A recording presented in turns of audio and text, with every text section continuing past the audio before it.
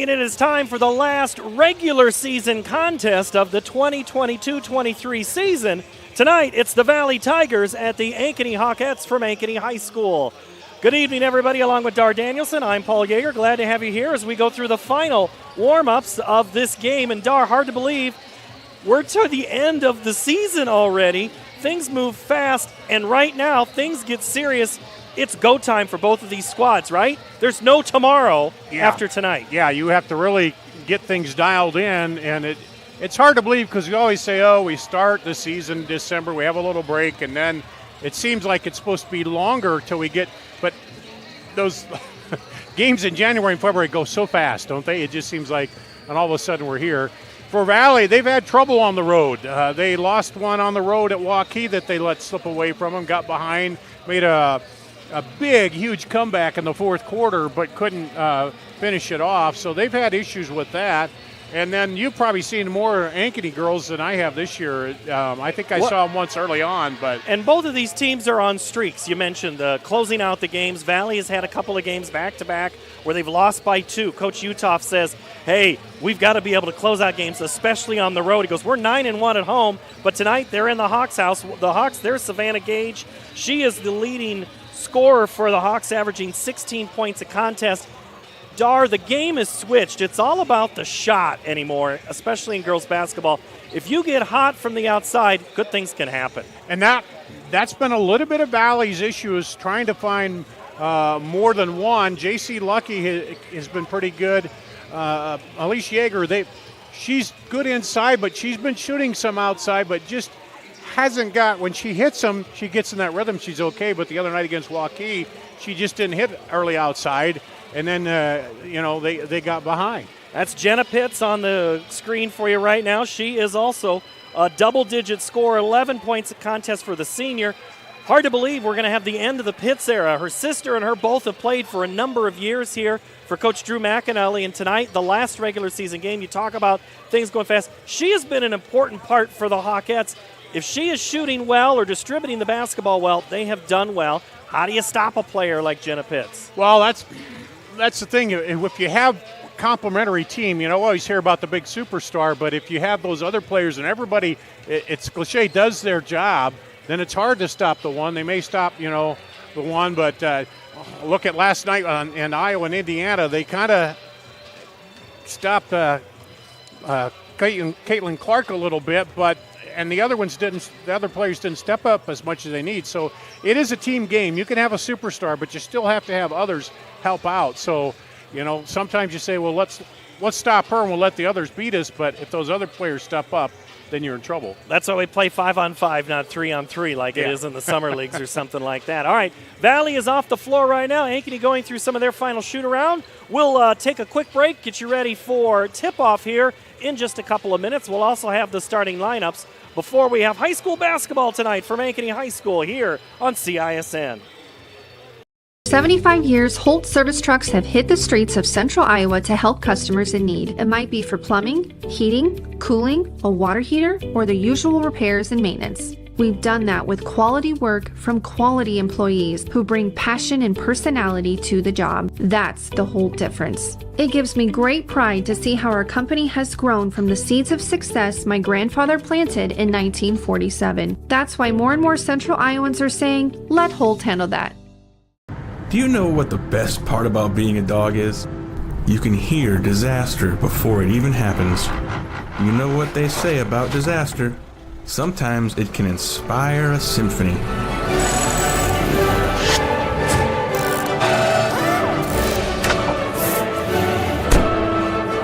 An honest day's work deserves an honest day's treat.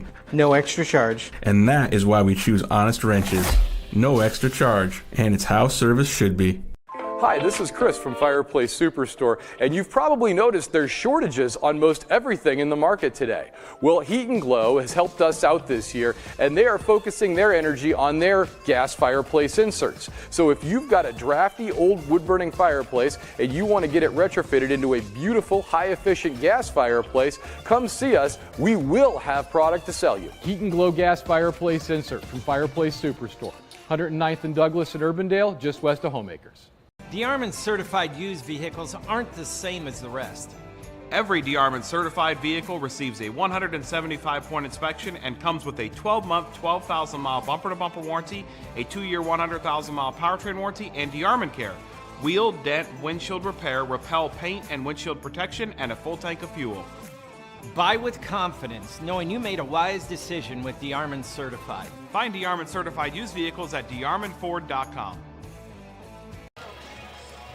Back at Ankeny High School, just a couple of minutes here. Tip-off between Ankeny and Valley. Along with Dardanus and I'm Paul Yeager. Let's take a look at around the state in Class 5A your rankings. Right now, number one is Pleasant Valley. The Spartans, Johnson, who had that loss against Dowling just a couple of weeks ago, broke that 30-something, 38, 37-game streak. Waterloo West, Dowling Catholic. Then it's Davenport North, who Ankeny could see if the Maroons if the Hawkettes can get past Northwest in the tournament. That's who they would play. Centennial, Southeast Polk, Cedar Falls, and then there's Valley and Ankeny. Dar, these are two teams that are highlighted in yellow here.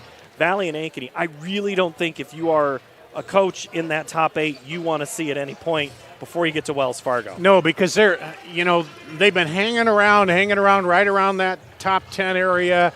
And when there's a night when they put it together, they're really good.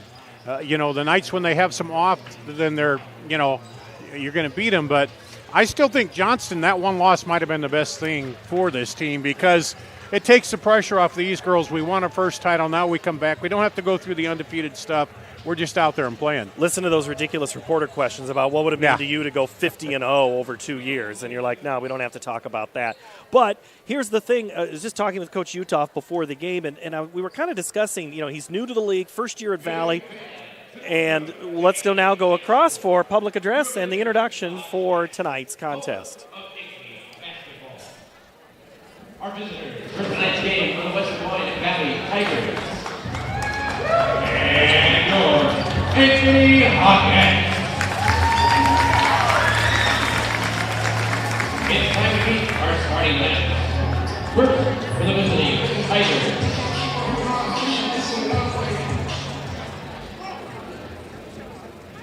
At guard, a 5'3" junior. Number 2, Elin Litt. At forward, a 6'1" junior. Number 5, Elise Yeager. At guard, a 5'6" junior, number 10, TC Lucky.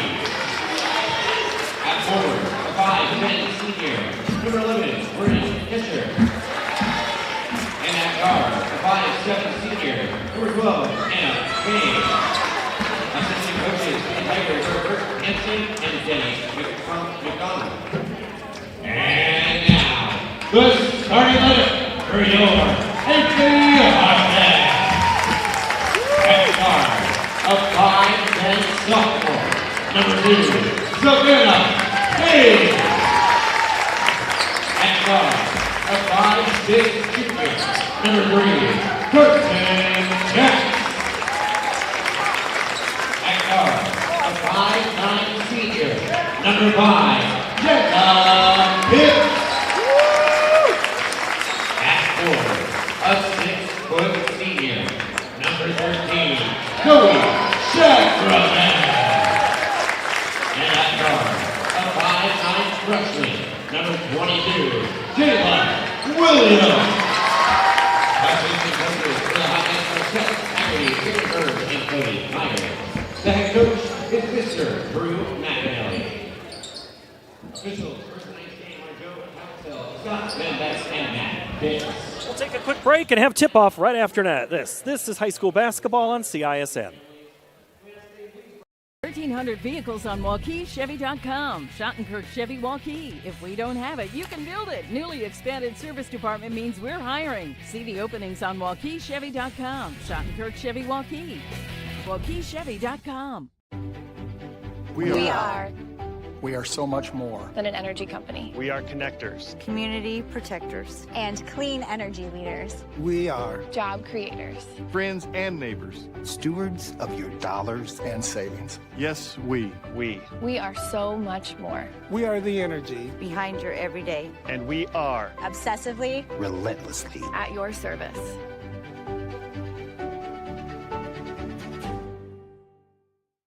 I'm off to college.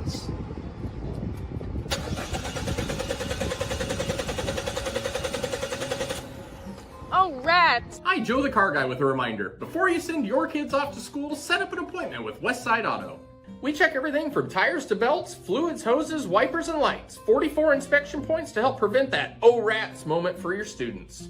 Call us today to set up your appointment. We'll have your kids off to school saying, for the best, head west. Westside Auto. Ever have one of those awkward moments when a business disappointed you? You got ripped off? Didn't get what you expected?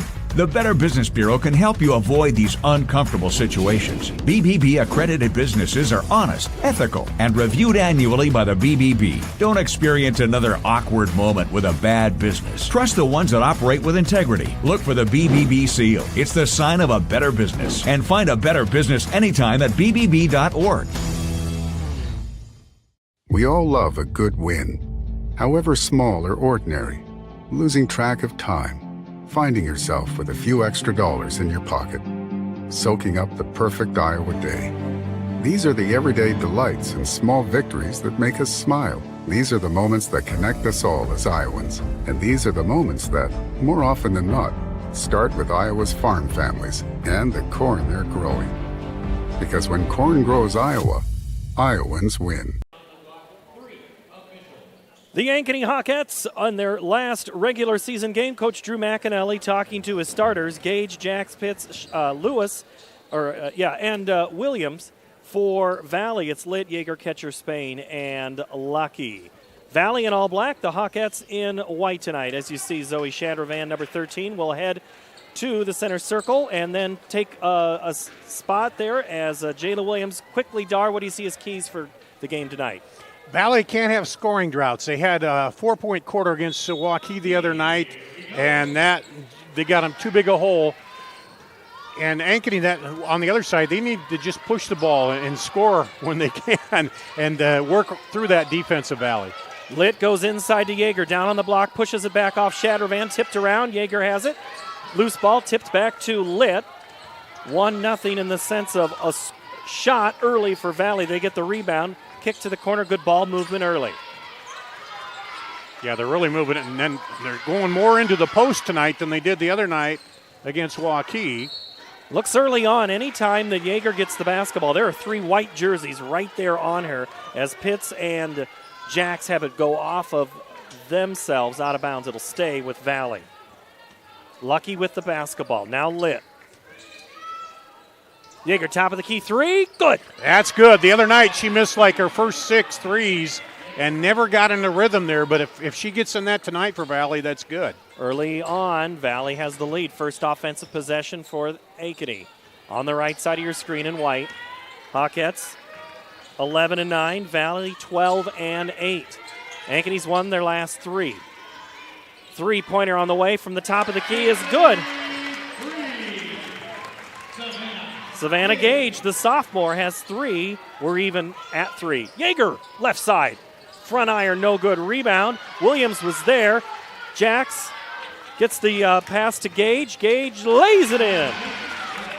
Maybe just a little tentative Yeager was on that 3. But they're going to have to get back, too, against this Ankeny team on the break. Spain with it. Now top of the key. Kick to the right side out of Litt's hands. A lot of drive and kick so far. Nice crossover into the corner. Lucky dribbles down on Jacks. Spin around in the paint. Ball goes loose. Williams corralled it, then lost it, and Jacks wasn't looking for it. Catcher, good pressure. She missed the shot, but she kept the pressure on after the rebound there on Williams and forced that turnover. Those are those unforced errors that'll drive Coach McAnally crazy. He talked about it earlier today. He's like, we just have to find a way to run better in transition. And right there, they were running. They just needed the basketball. We have a whistle and an offensive foul called against Valley. Spain whistled for it, her first, team first, early on. 5:48, 5-3 Ankeny. Spain is one that usually gets the ball and tries to get him in the transition and get him rolling. Jenna Pitts leaves it for Gage. Shattervan open on the left wing. Williams trying to make a screen. Trying to free up Jacks underneath. Williams, nice move, spin, left shot, no good. Yeager rips it away. Yeah, she got back around Yeager, who patrols that middle and sags on the man-to-man. Litt drives down, has it knocked away momentarily by Shadravan. 3 on the way from Litt is off the mark. I think an observation, not a criticism of Valley, is they, in the past they've had those key point guards that could go in and drive and get the ball in the basket. They just don't quite have that here yet. Well, it's hard to, you think of some of the great players. The ones that they've Zoe Young was hard to beat for Valley for so long. So good at driving and creating. And then I was trying to think of the name of the gal who went to Drake, who led them on their first title team. Ball gets knocked away from Gage. It'll come to me eventually. Go on to the backside, tipped away by Shattervan. Those long arms on the front of that defense. Jenna Pitts looks left, drives right, puts it up in the high off the glass, was looking for contact. Yeager clears. But that was good defense, straight up with her, didn't swat. Litt wide open, no good. And Coach McAnally was upset about not getting a body on that rebound. Tried to deny for Yeager. She gets past Shadravan for 2. So it's Gage 5, Yeager 5, or 5-5 Valley and Ankeny.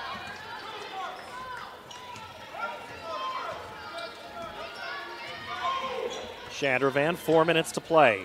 Backdoor cut, no good. Spain, as it's knocked away by Spain. Spain was right there on the plane to knock it away. Did it flow too? Into the game first time for Ankeny is Jasmine Mosier. She comes in for Shattervan. Also going out is Carson Jacks. Lewis Williams, now Lewis. As Mosier, no good. Maddie Brown in there now for Valley. And Brown has been somebody who's been able to come off the bench and give them a spark. Litt trying to get past and kick. Does so to Lucky. Goes out of bounds, and it'll go back over to Ankeny. So Kendra Lewis and Jasmine Mosier come in for Ankeny at that break. Madison Brown in for Valley.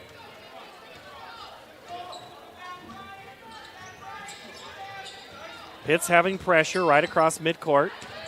She runs right into Yeager and bounces right back off. Too hard of a pass for Gage, and it's an unforced error. Yeah, I mean, there was good contact there, but I think it was a good no call. It was neither, Yeager wasn't leaning in, and it wasn't enough to be an offensive foul, so we're kind of at a stalemate here early, aren't we? 5-5. Well, you mentioned scoring has been a challenge for Valley, and it's not been for Yeager. She's now up to 8, 2 threes early on in this first quarter. They up 8-5.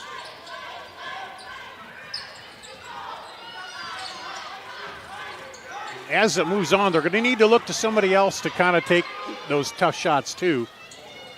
3 from Lewis is off the mark. Rebound, put back Mosier. She is fouled on the attempt back at the basket, and there'll be a foul coming, and it'll be charged to Elise Yeager. Watch this replay again on the move. Top of the screen, Yeager has been open. Do you let her take those shots? Because I think you do until because the other night, like I say, she took like her first 6 and missed from three-point range. And when she's kind of streaky that way from the three-point range. So she made that first one tonight, got that confidence, missed the second, made the third. How often we talk about players love to shoot three. We talked about it in the open, and that second free throw is no good, so the lead will stay at 2 for Valley, and it'll be extended now on the 3 ball by Lucky. Yep, seeing there, they got to find the other scorer. 3 trays so far for the Tigers. They lead 11-6, 2.5 to play. Mosier dribbles down on Yeager. Tries to kick it out, but it's knocked away by Litt. Good sag defense there. 2-on-1 for the Tigers. Litt takes it, blocked by Gage. Quickly up ahead to the other way. Yeager receives it after Brown knocked it away. There, that time they pass it. Yeager steps out for 3. Misses that one. Mosier had it for a moment, lost it. Litt picked it right that up. was Lewis, sorry. Both of these teams moving very quickly. Haven't even had a chance to mention the whole shot clock as it approaches 20. Very few times it's been deep into the possession. Ball and the rebound goes off the hands of Kendra Lewis, and you could just tell she's frustrated right there. Yeah, most of the games I've done, they work fast enough. The only time and actually it helped Valley the other night against Waukee because Waukee had the lead, but they couldn't just come down, and run the clock out. So that's one case. If you have a big lead, then you got to work more, protect it. You can't just sit back with the shot clock. Back into Yeager, and before the shot, she's fouled by Zoe Chandrovan at the 1:30 mark here. Chandrovan came in at the last break from a quick breather on the bench. About a 7, maybe an 8 rotation for Ankeny. Nice drive, and 1 coming for Madison Brown. Yeah, and Valley will go about 6, maybe 7 at times. Brown's the first one off, and then I see we're going to have Reese Cooley come in. She came in for a little bit the other night, too. Nice drive there left behind, and just hard to keep up there was Kendra Lewis as she was whistled for the foul. The and 1 coming is off the mark. Chandrovan goes up, gets it. Now up to Pitts with 1:10 to go here. Before half, Pitts drives, floater in the lane, no good. Tried to get that runner from the left side. Brown drives into Litt. Spain into the lane. Drives, short. Chandrovan the board. And Chandrovan's actually going to be fouled on that pass. That's kind of a Reese Cooley going to be called. That's a break for the Hawkettes because that thing was headed out of bounds. Yeah, it was. The pass to Pitts. Kind of reached in there, so. 13-6, 50 seconds to go first quarter. Ankeny needs an offensive possession where they close it out here. They haven't been able to do that real well lately. Pitts has not had a really good look at the basket tonight. She drives in, forces it, misses it. Chandrovan goes right back up. Now Pitts, 30 seconds as the shot clock does not reset because they didn't hit any iron. The cut by Gage, and before a shot can get off, the tie-up is a travel. Yeah, she brought that ball down, and Anna Spain just reached right in there quickly. They were getting close. It was under 10 when they turned it over. Now the shot clock off. Valley by 7. Final 20 seconds of this first quarter. Game 1 of a doubleheader tonight on CISN to close out the regular season of boy-girl doubleheaders. 8 seconds. Lit. Here comes the screen. 4 seconds. 3. She's got to get it off. The cut isn't going to be there. Got to get the shot off at the buzzer. No! Catcher tried it but couldn't get it off. 13-6 after 1. Valley leads here on CISN.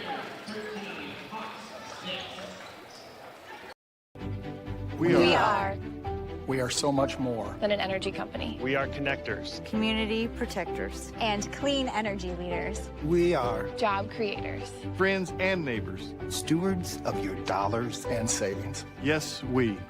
We are so much more. We are the energy behind your everyday. And we are Obsessively. relentlessly. At your service.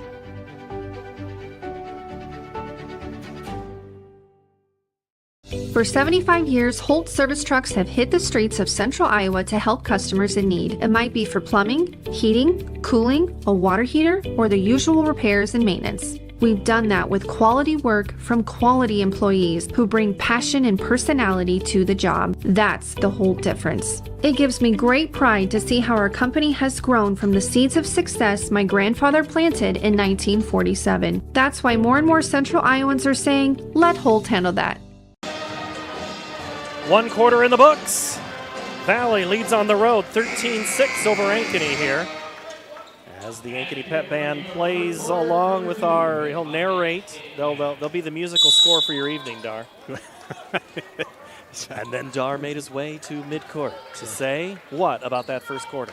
Well, Ankeny needs to do a little better job of solving that Valley defense, and here they turn it over right out of the gate there. That's at least 3 turnovers that really drive coaches crazy. And it seems like the shots they're getting, they're forcing just a little bit. Well, they're not getting any clean look, that's for certain. Elise Yeager has been hot for Valley. She has 8 first quarter points, including 2 threes. And her work defensively is part of the reason they have had trouble getting shots up, too. Lit covered the entire time. High dribble by catcher. Looks for a cutting Yeager, splits the defense. And she's fouled on her way to the basket. Pick one.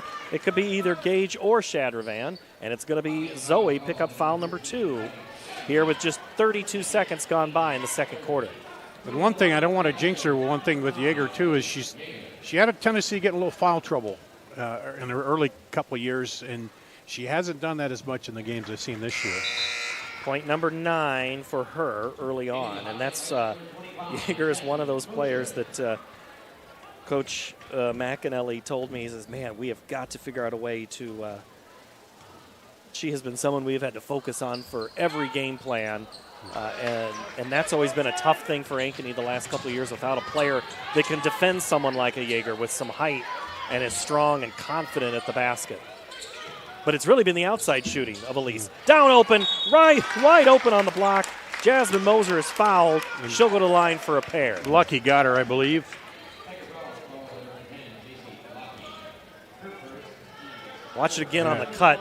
Nice by Gage to find the open player. Kind of an overcommit. You know, you talked about it, Dar, in the open about Caitlin Clark for the Hawkeyes. When everybody focuses on her, that's somebody else has to step up, and tonight it might have to be Jasmine Mosier. She misses the first here. Second one on the way is good. So that ends quite a scoring drought for them. It's been several minutes since they've been stuck on 6 for a while. They get 1 here, but now a little pressure out of Ankeny. Trying to speed up the Tigers. Pitts gets it away, or almost gets away with it. Up ahead, Lit. 2-on-1. Catcher. Now a 10-point advantage for the Tigers. Pitts to the corner. Gage drives 8-footer good. That's what they need to get her on track. Valley breaks the press and a couple of passes. Catcher turns around, shoots. Way off the mark, but Yeager there. Collects. And she is fouled by Shattervan. That's going to be her third, so we're going to have to probably see a replacement for Zoe. No, I take that back. That was on Jenna Pitts, sorry. I had missed that Zoe had come out of the game. There's a look at that shot from before by Gage on the baseline. At the line, shooting is Elise Yeager with 9. Now 10. 58% from the line through the season thus far. Averages 12 a game. She had 25 against Southeast Polk, 19 against Ankeny the last time these two teams played on the 3rd of January. Inside to a cutting Williams, but instead it goes to Mosier. Loose ball on the ground. Williams and Yeager tie it up. Alternating possession arrow will put it back to Valley.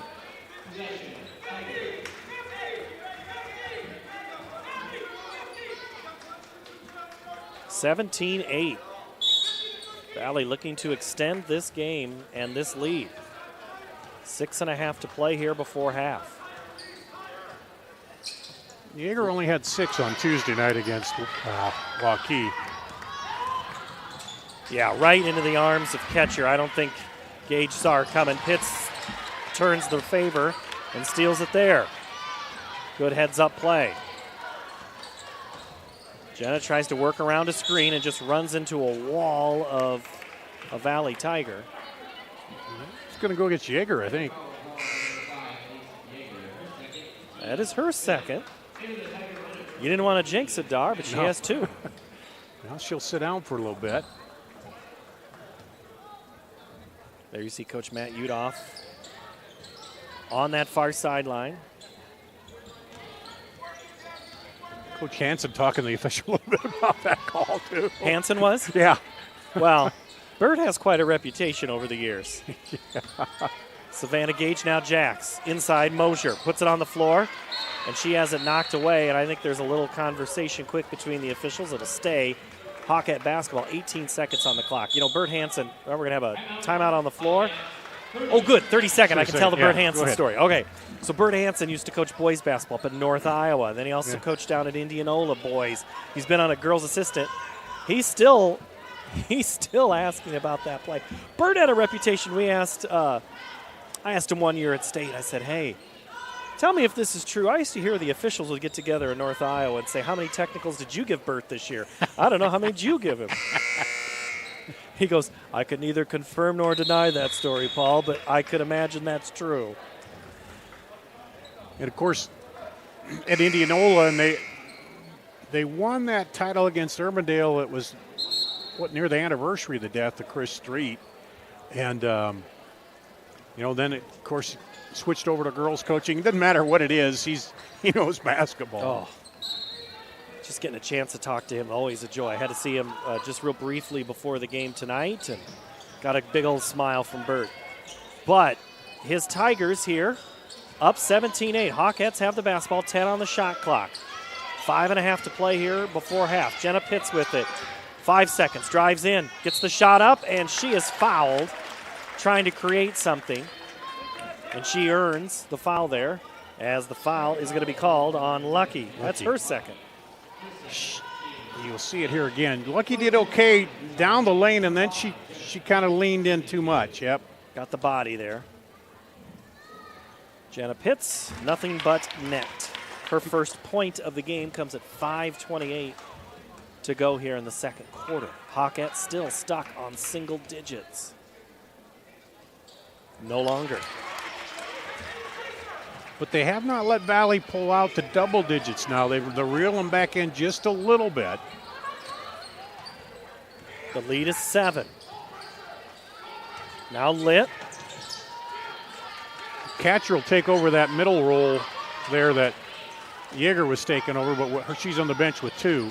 Flashing in his catcher against that zone. Turns around, shoots it high off the glass and scores.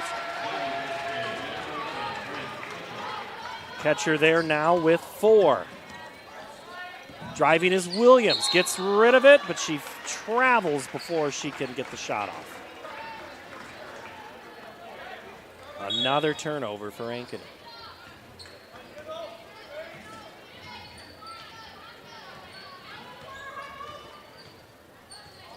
Lit with it. Spain inside. Now Ketcher. Guarded heavily. Looked like maybe she took a step before she did anything with it. Three looked good off the hands of Lucky. Rebound. It was good rotation. Got her an open look. Mosier runs down. So does Pitts. Kick it to the left side. Williams drives in. Spins in the lane. A scoop shot. Good. She made that pivot very quickly. Freshman played middle school basketball in Cedar Rapids. Her brother, Jason, on the football team and is also on the boys basketball team. Kendra Lewis comes back in. Going out is Carson Jacks. So we'll see the Hawk boys who are looking to reverse some of their recent struggles tonight against Valley. That's a tall task against the Tigers. Yep. Ketcher shoots, scores. Wow. I have that as the fourth three-pointer of this first half for Valley. They now extend the lead to 10. And they've extended the lead with Yeager on the bench. Inside they go, hard on the dribble. Was Mosier, and Williams gets the rebound and gives the Hawkettes another chance. Shot clock did not reset, so it's down to 12. Pitts drives, no good. Rebound Brown.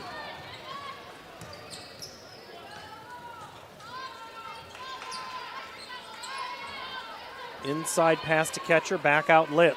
Wing, three, off the mark. Skying for the board is Jayla Williams. Hawkettes get another chance to cut into this double-digit lead. Three ball, no good. Boy, Lewis thought it was when she felt real good. She was starting to be going down the court. Timeout, Valley. It'll be a 30-second variety. Yeah, she thought when she released it, and the arc looked good, but just not quite there. But Valley got to be pleased right now. They're, like I said, they're holding their lead here with Yeager on the bench. And Ankeny just still not figuring out the Valley defense quite yet. Well, it's, when you are, Coach McAnally said about that Valley defense, he says, they're good D. We want to make them work.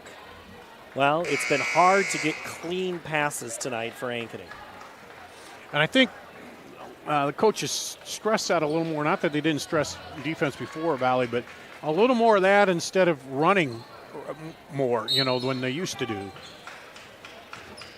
I think Valley used to play a lot of zone in the Joe Segrist era. They play a lot more man now. Yeah. Hawkettes in a zone right now as the pass goes into Cooley. Then she has to kick it out to Ketcher, who has been nothing but fire. She now has 10 back-to-back threes. Biggest lead of the game at 13. And that was a high arcer there.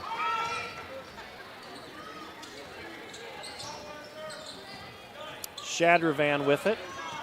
Williams way out front. Pitts dribbles in. Now drives.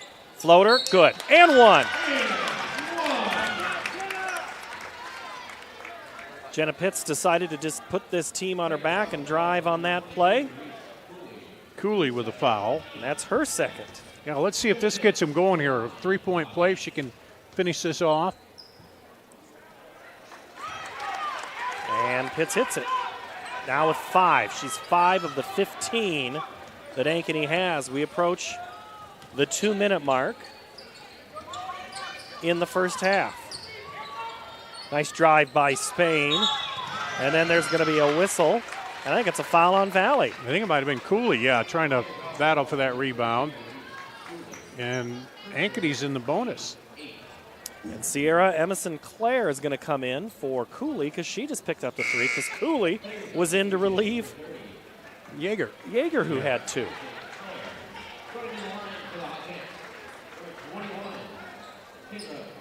There's Emerson Clare into the game. First free throw is off the mark by Lewis. That's only the fourth team foul against Valley. 3 open, Spain hits it. Wow.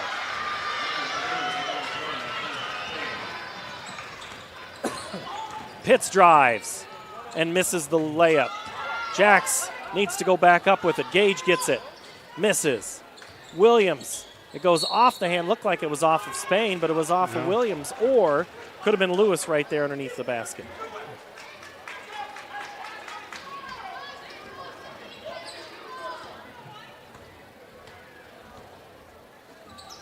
(28-15) Valley. Spain drives in, gets the shot up, misses. Williams skies, clears. Pitts and Gage play a little exchange. Top of the key, ripped away by Spain. Great hands tonight by the Valley guards. They will make you pay if you bring the ball down at your waist. Litt drives, kicks, catcher. She's been hot from everywhere. Drives in, misses that one though. Pitts catches it in stride. Looks for a cutting Williams, puts it on the floor for one and scores. That's one of the few times they've got that fast break point here in this second quarter. Lead is 11, under a minute to play in the quarter. Tipped away by Williams. She thought maybe she'd put it off Spain. She was trying. Yeah, she was trying. Tried to plant the idea, but I don't think the official bought it. But. If you like that, I can sell you some ice in Alaska. Ball gets into Litt with 52 seconds to play. 20 on the shot clock. Emma Sinclair drives in, left hand high off the glass, almost gets it back. Pitts comes away with the loose ball. Up ahead to a cutting Jax. Fade away, waits for the momentum, clears, misses. And Brown is harassed by Jax in the back court. Shot clock now off. So Valley can play for one here if they want. It did not end well in the first quarter when they did this. Let's see if the second quarter is any different.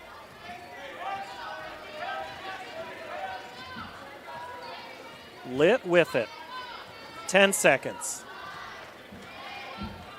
Litt drives in, high screen. Goes to the left side, kicks it to a wide open. Emma Sinclair hits the 3 at the buzzer. Her first points of the ball game. And it is a big first half for the Valley Tigers. They lead 31-17. That quarter was big. 18.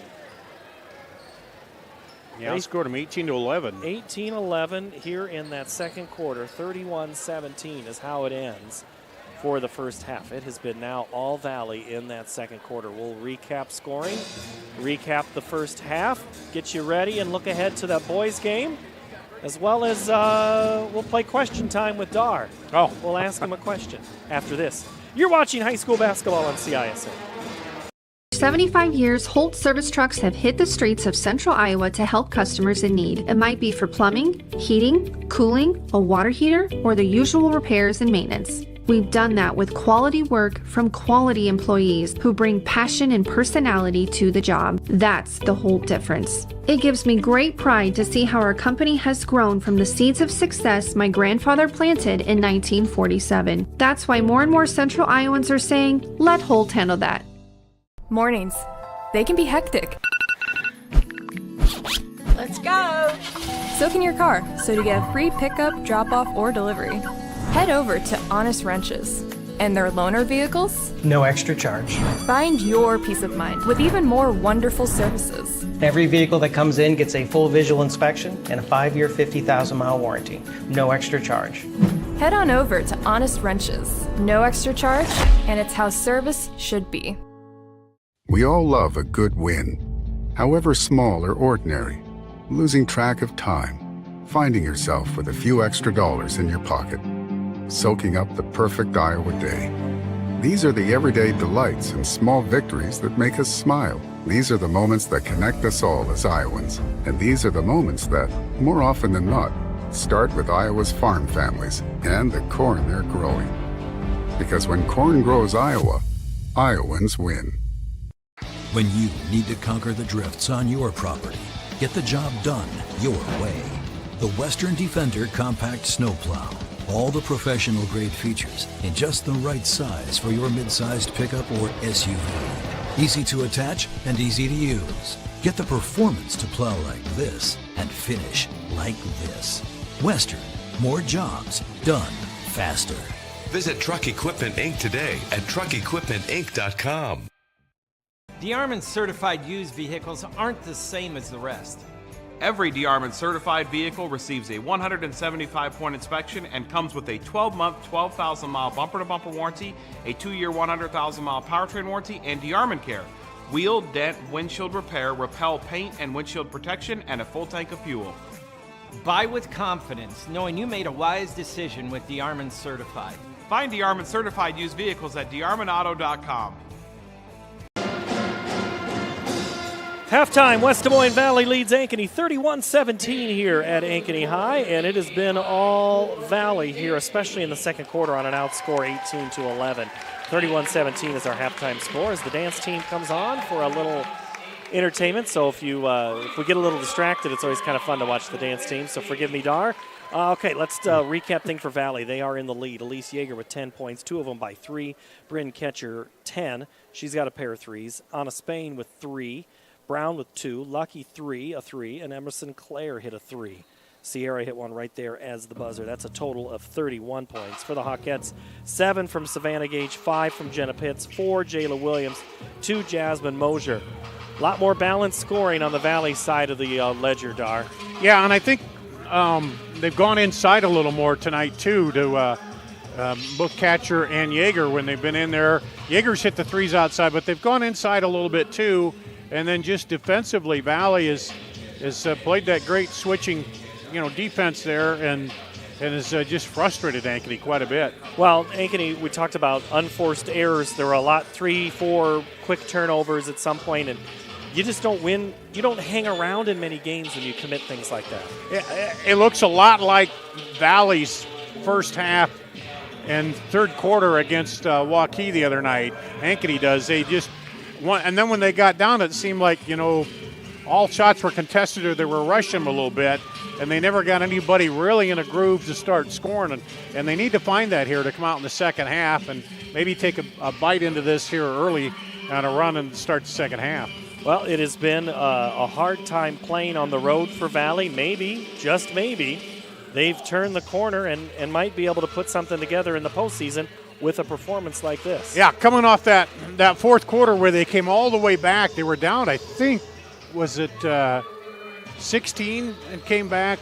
You don't quote me off the top of my head, but, and so they got a little bit of that momentum is carried over here. They end up losing late on free throws, but, they've really, really done a good job.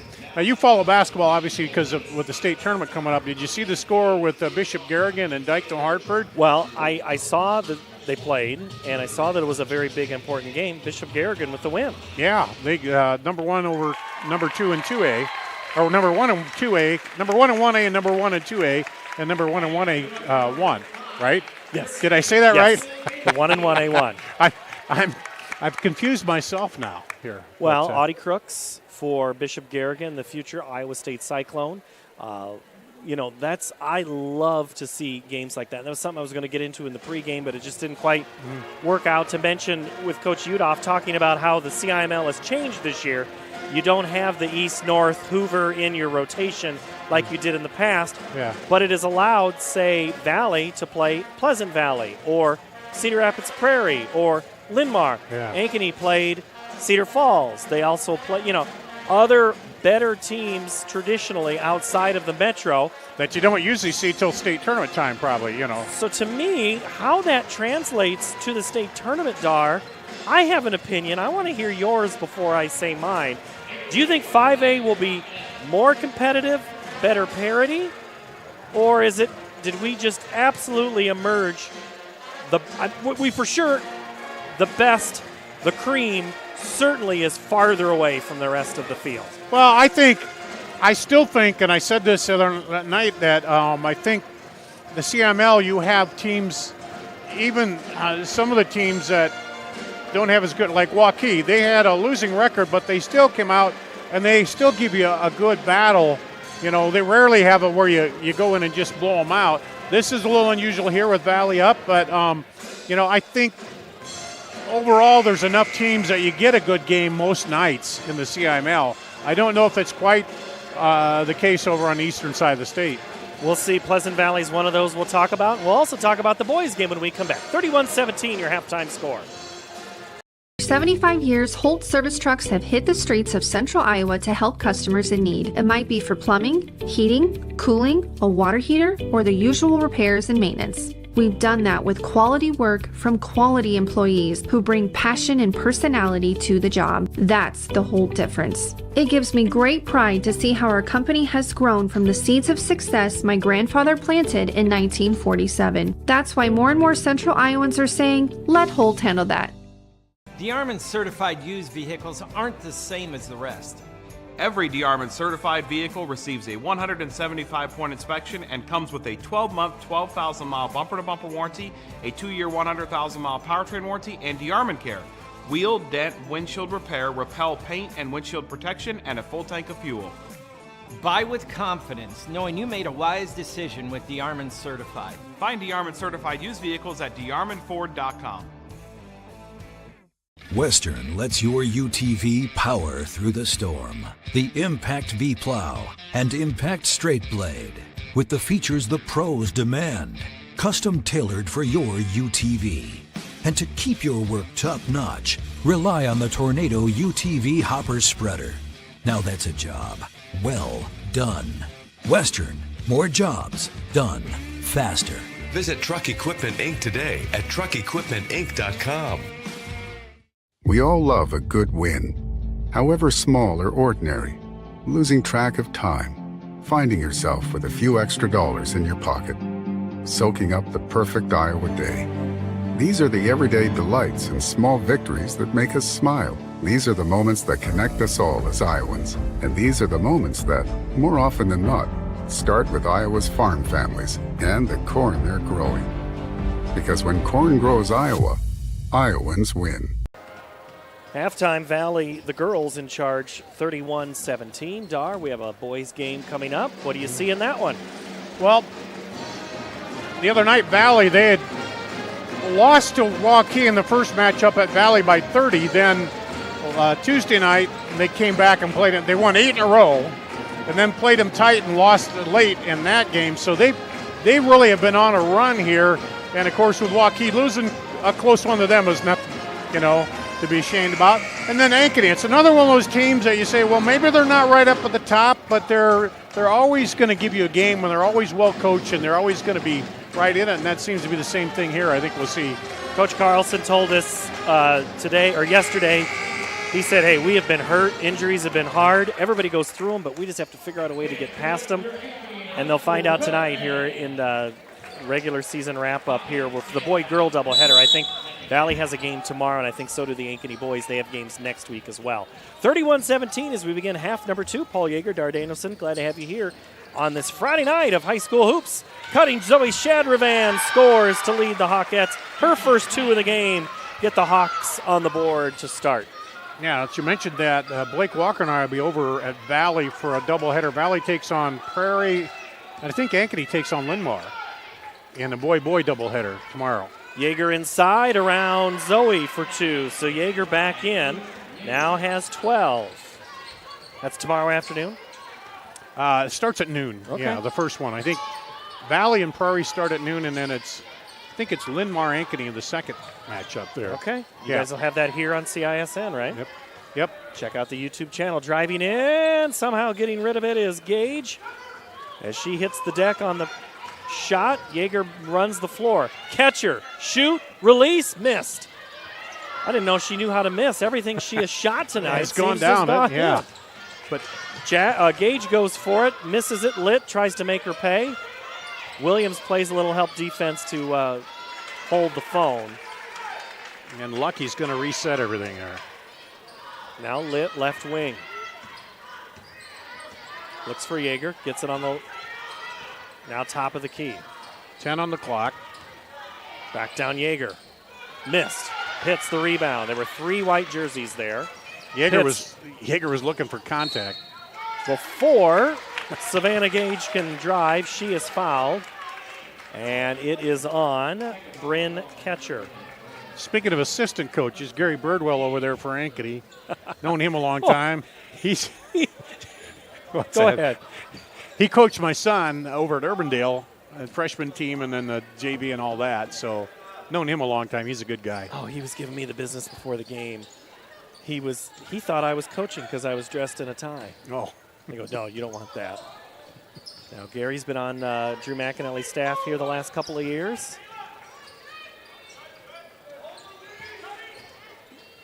Shot clock now under 20. Try to set the screen for Gage. Now Pitts. Boy, Valley just keeps switching. They're not giving him much. Shattervan sets, shoots, misses. Jaeger the board. And those are the ones you got to take. When you work that ball and get that open look, you got to stick the dagger in and make it go here. Lucky, three, good. Wow, this is just a total turnaround from the shooting from outside the other night for Valley. Jax, now Gage. Gage thought about it, but just didn't get a good clean look. Spain's defense. Pull back, shoot, three. No, Shattervan there. Can't get back up. Lots of bodies hitting. That's going to be off Black. Ankeny got a break because it came down off the foot there of Gage and was heading out, but Valley just touched it. Gage to inbound underneath the basket. Looks for a cutting Shattervan. Gets it into Zoe. Zoe from the right side shot. It's blocked by Jaeger, who then corrals the loose ball up ahead. Spain on Pitts, and before the shot, there is a foul on the floor. And Zoe Shattervan. So that is her. I believe that is her third. I called it earlier for her. Jaeger isn't one of those people who'll get like 10 blocks a game, but she averages one a game, and she's always in there kind of looking to misdirect. Three on the way, no good by Lucky. Jax gets the board and then has the ball. Williams just struggling to hold on to that basketball tonight. Up ahead, Pitts cannot get behind that defense. Lucky saw that pass, stepped in front. Now up ahead it comes to Spain. We have a hockey game turning in here all of a sudden as the teams exchange from one zone to another. Litt pulls back, three. No good. Catcher, jump ball as it's held, and it'll stay Valley ball. That's been the way this game has gone. Every break seems like going Valley's way, but of course you make your own breaks too with the hustle on defense. There's a look at Mosier. Litt, yet to score tonight. The junior average is 7, but her teammates have had plenty of other points. Inside, Ketcher, she's had a big night. Turns and shoots. Ball goes around the rim and scores. 12 now for Ketcher. Second Tiger in double figures. Catching, shooting, and missing is Carson Jax. Loose ball, Spain. She has Jax on defense one-on-one and pulls up. Now Jaeger, the three was good in the first half and picks right up here in the second. Now 15 for Jaeger. Timeout, Ankeny at the 3:56 mark here in the third quarter. Full timeout. Hi, this is Chris from Fireplace Superstore, and you've probably noticed there's shortages on most everything in the market today. Well, Heat and Glow has helped us out this year, and they are focusing their energy on their gas fireplace inserts. So if you've got a drafty old wood-burning fireplace and you want to get it retrofitted into a beautiful, high-efficient gas fireplace, come see us. We will have product to sell you. Heat and Glow gas fireplace insert from Fireplace Superstore. 109th and Douglas in Urbandale, just west of Homemakers. 10-2 start for the Tigers here in the third quarter. They lead 41-19 in this high school basketball game, and it has been a lot of the Valley Tigers. Here's a look at Spain, and then Elise Jaeger is having herself a night. 15, 3 of them via the three. She cannot be stopped. She's, and then she's inside, outside. Well, the whole team has hit catchers hit a few, and then Emerson Clare came off the bench and hit one there. It's just. This is the night. I think I know it's a comedy movie. I don't know if it's a Naked Gun where they show the other team warming up and every shot is going in. And I think that's what Coach McAnally and the Hawk bench feels like right now, that everything Valley puts up, it goes in. Yeah, and every time they come down, they get the break going or something, and it seems then that Valley's right there. Pitts is fouled way out from the basket. Lucky there, I think. Lucky. That's one of the possibilities, is to get Valley in some form of foul trouble as Lucky picks up number 3. That was kind of Iowa's strategy last night against Indiana. A lot of the Hoosiers got into foul trouble, but not before the damage was done. Pitts way out front, draws a double team. Now Gage drives in off the contact, puts it in. Yeah, there's been just too few of those points for her tonight. She's got 11, but. Yeager sets a screen for Litt. Now kicking is Spain, and then Williams, who has had just a hard time holding on to everything tonight. And there she tries to save it, and it's right back to Valley. And yes, again, hits Yeager now with 18. Boy, Coach McAnally was right. She drives them crazy. That shot is short by Pitts. Rebound. Now Williams will catch, shoot, and score. Whoa. There you go, Jayla. Defense has been a struggle. Maybe the offense can come around for you. 44-24, lead back to 20. Nice move by Litt. She'll get a chance for free throws here on contact on her way to the basket.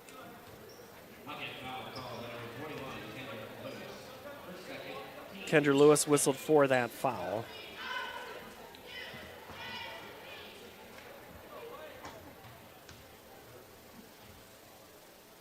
Free throw is good. Litt's first point of the game. The junior.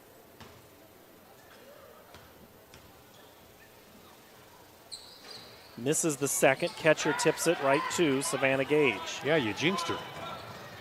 Into the corner, quick shoot, and nearly scoring was Lewis. The ball rolls, rattles out, and Yeager gets the rebound. She's going to have herself a double-double here. Had a lot of rebounds tonight.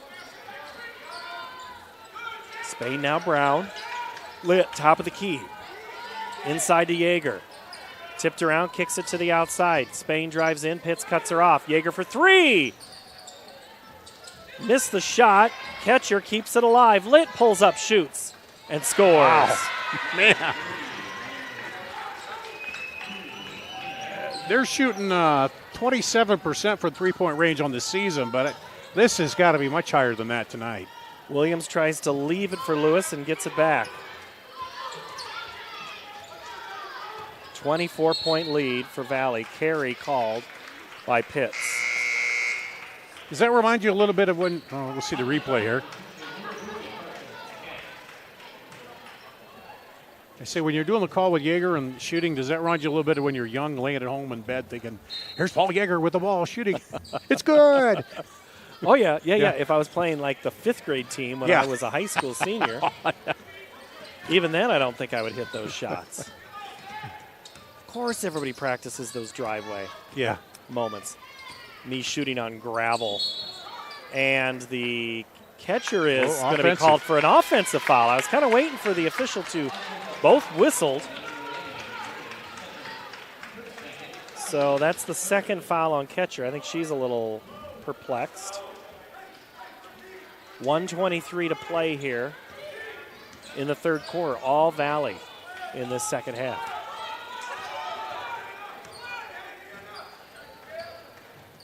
Pitts. Back to Jax. Now in the corner, Lewis shoots. She's fouled, and she'll get the Caitlin Clark. 3 free throws. Right in front of that team bench there for Ankeny. I meant to mention, we talked about Gary Birdwell earlier on that bench. Also assisting is Seth Haggerty and former Hawkette herself, Cody Myers. Happen to see Cody's brother. Now they're twins, so I cannot keep those boys straight still. But Cody played here at Ankeny, and she has been on that staff as well the last couple of years. As the first free throw is good by Kendra Lewis. And talking to Myers earlier this year, I said, well, what do you like? You like coaching? Oh, because I love it. She goes, I just didn't think I kind of was hesitant a little bit after her college career was done. Mm-hmm. And then she got into it and just loves relating to the girls. Mac just says she's so good with those players, and that's important to have. Yeah. You know, you think of an Audrey Faber at Dowling, and she's on the staff there for Kristen Meyer, and that's an important person to have too. And you need those good female role models on the bench to kind of, walk you through some of those challenges, because playing at a varsity level in any sport is not easy. And then coaching, it seems even better than when you played and when you're talking with some of you and you see them get it and it comes through and they, and your coaching is paid off. That's really gratifying. All 3 free throws hit. Under a minute to play. Spain out to Yeager. Lit. Spain dribbles down, kicks it back out, nearly knocked away from Emma Sinclair. Shot clock now down to 7. Lit at 4. Lit pulls back. Yeager at the buzzer. Oh, my goodness. She cannot miss tonight. 21 points, 5 3-pointers. Final 20 seconds coming for Ankeny. Gage dribbles down. Now Pitts. 10 seconds. Jacks. Inside Mosier. Dribbles under, shoots around. Yeager can't get it. Yeager gets the rebound. 2 seconds, 1. She'll heave, and it'll be short. And that'll end quarter number 3. 51-27 here from Ankeny. 1,300 vehicles on WaukeeChevy.com. Schottenkirk Chevy Waukee. If we don't have it, you can build it. Newly expanded service department means we're hiring. See the openings on WaukeeChevy.com. Schottenkirk Chevy Waukee. WaukeeChevy.com. Ever have one of those awkward moments when a business disappointed you? You got ripped off? Didn't get what you expected? The Better Business Bureau can help you avoid these uncomfortable situations. BBB accredited businesses are honest, ethical, and reviewed annually by the BBB. Don't experience another awkward moment with a bad business. Trust the ones that operate with integrity. Look for the BBB seal. It's the sign of a better business. And find a better business anytime at bbb.org. Free Godfather's Pizza begins with the download. Order through my new online ordering app and start earning free pizza and sides. It's easy. Download the Godfather's Pizza online ordering app today. Do it. Gary Birdwell talking to Jenna Pitts there. There's a look at Cody Myers on that bench next to those Hawkettes with some pretty long faces. They're down 51-27 after 3 quarters here. We still had a little time on the clock. We kind of got a little antsy and got going. We'll let this reset, and I'll tell you that Johnston leads Southeast Polk after 3 quarters by 2, 59-57. A little closer than what we have here. Valley shooting blistering from pretty much everywhere on the floor. Playing great defense tonight has made it really tough on Ankeny. Carson Jacks with it, now drives in, pulls up. Pitts. 10 on the shot clock. Williams flashes, cross court, Zoe Shadravan. Picks up 15, has to get rid of it. Not the ideal pass. Shot clock at 3, 2, 1. Jacks throws it up, way short. And that'll be a shot clock violation and a turnover. That's the story tonight. Valley shot clock running down. Yeager throws up a 3, it goes. Here, they get the violation. It's just been that kind of night for Ankeny.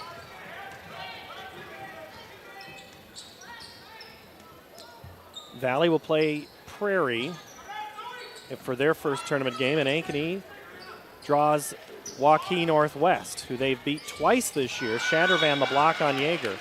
Always tough to beat a team 3 times, and I bet Coach McAnally says there's no way we win after the way we're playing tonight. Yeah. Yeah, it's not the game you want going in, and now for Valley, it's exactly the one you want. Coming off a poor shooting night. Here they're just shooting the lights out. Lucky almost drew the foul there. Here's Yeager again. Whoa. Sorry. She's. I was no. talking and it happened. 24 now for That's Elise Yeager. Double her average. Jenna Pitts the other way now with 7. 54-29, 6.5 to play. Ankeny not going away yet. As you see Leo Aguirre's father there to the right side, shaking some hands. It's tipped away by Williams. She's going to have Spain. The layup, no good. Spain almost got the rebound, but instead it was Lucky. Close to a foul, too, I think. She came in pretty hard there, but turnover go to Ankeny. Ankeny with the basketball. I don't know if you saw Yeager after she shot that last three. The smile on her face was kind of like, I can't believe it goes in. This is gold. Yeah, and when you watch her, she rarely shows up much emotion. And that has been the way defense has been played tonight by Spain. Oh yeah, she has tied up everything. And you might look and say, well, she's not the tallest player out there, but she's there. As soon as you pick that ball up, she's on you. Good defense goes a long way in the month of February when it turns to March. Litt drives in on Jax. Pulls up her dribble, gets it in, catcher. Splits the defense, puts it up high, no good. Williams, the board, up ahead. Gage gets it to go, now with 11. And that was a play through 3 defenders who dropped back there. 23-point lead for the Tigers. Lucky into Yeager. Extended, and Shattervan's going to be called for the foul on the entry. I thought they got it to her a little late. Early on, she was low and had looking for the ball, and then they got it to her, and then Shattervan fouled her. But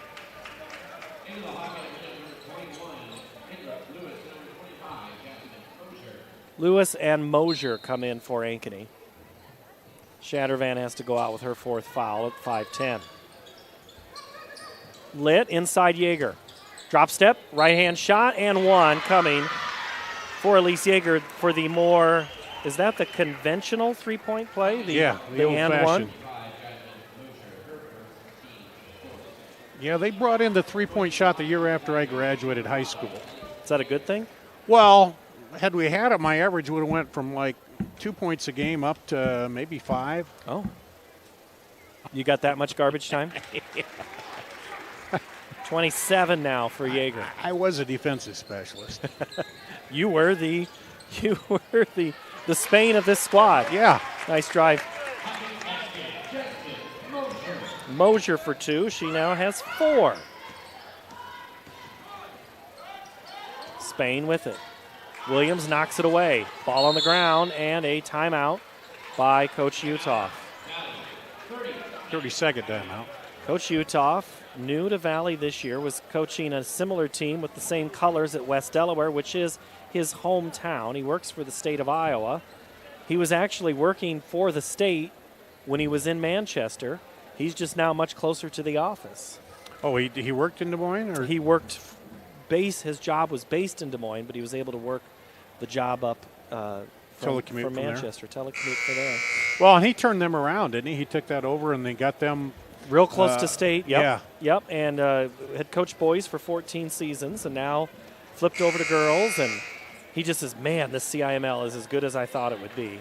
And it has been tough every night. No gimmies. I know a lot of teams will tell you that when they get to state. Oh, our conference is so tough. Yeah. Legit this year in 5A, this Central.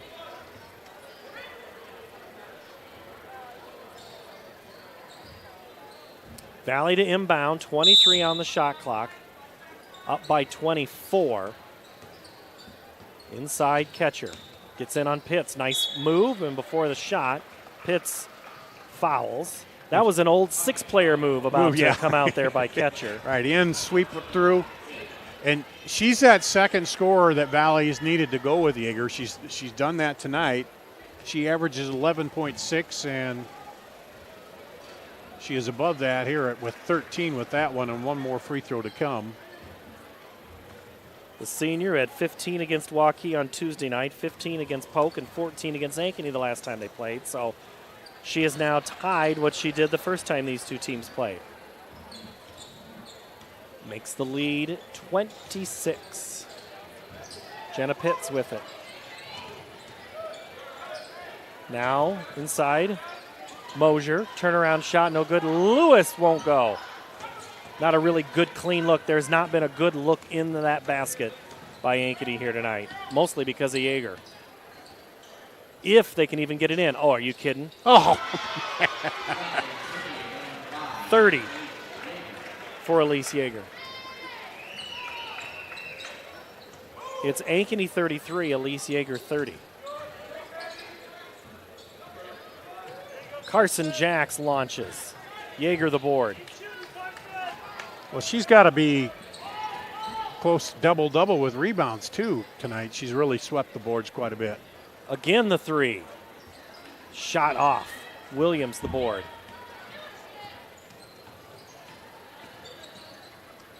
Jacks. Carson pulls it up. Now gets it to Jana Pitts.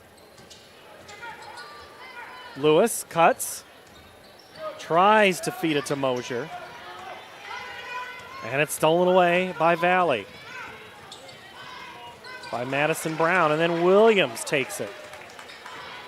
Williams is just going to go straight up and get Yeager to commit a foul at the 16-foot mark. Yeah, she just pulled up and caught her with the hip. Emma Sinclair coming back in for Valley. Along with Spain is back in, right? And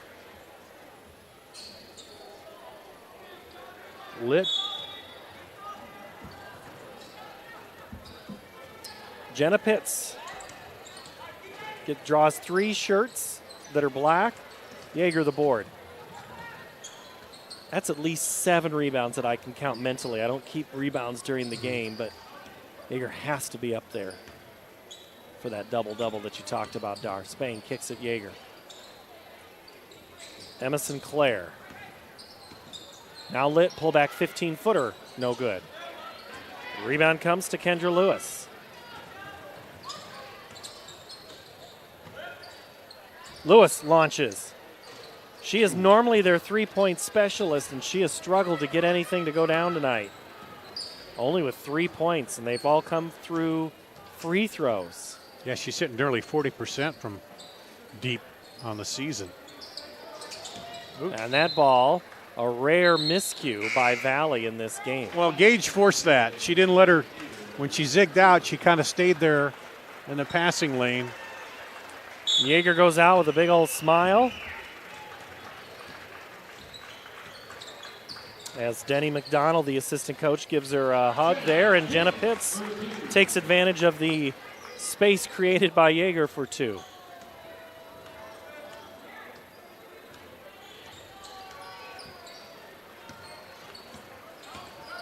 Emerson Clare, now Spain, elbows her way through, puts a dribble down, and Zoe Shadravan, playing with 4 fouls, blocks it.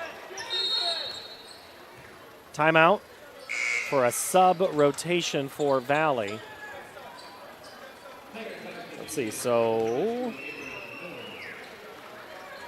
Carrie Rose, Avery Remsburg, and I think that is Avery Moon, who's 32. And Ankeny will do the same. Let's see, Keene, Johnson. Libby Loftus comes in. That's Hannah Howard right there.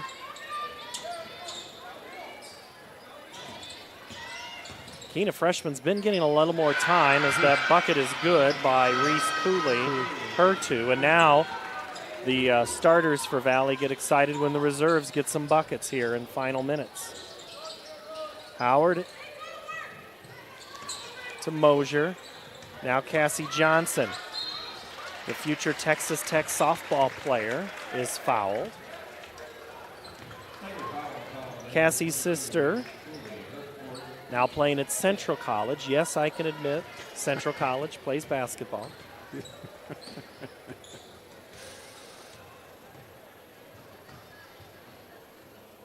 Cassie hits the first.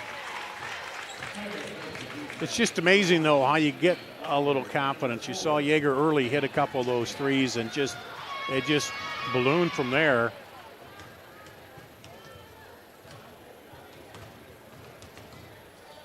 Cassie misses that one, and the rebound for Valley was Anna Easton. Nearly stolen away by Loftus. Three on the way and good for Carrie Valley. Rose. Carrie Rose. Everybody's getting into the act.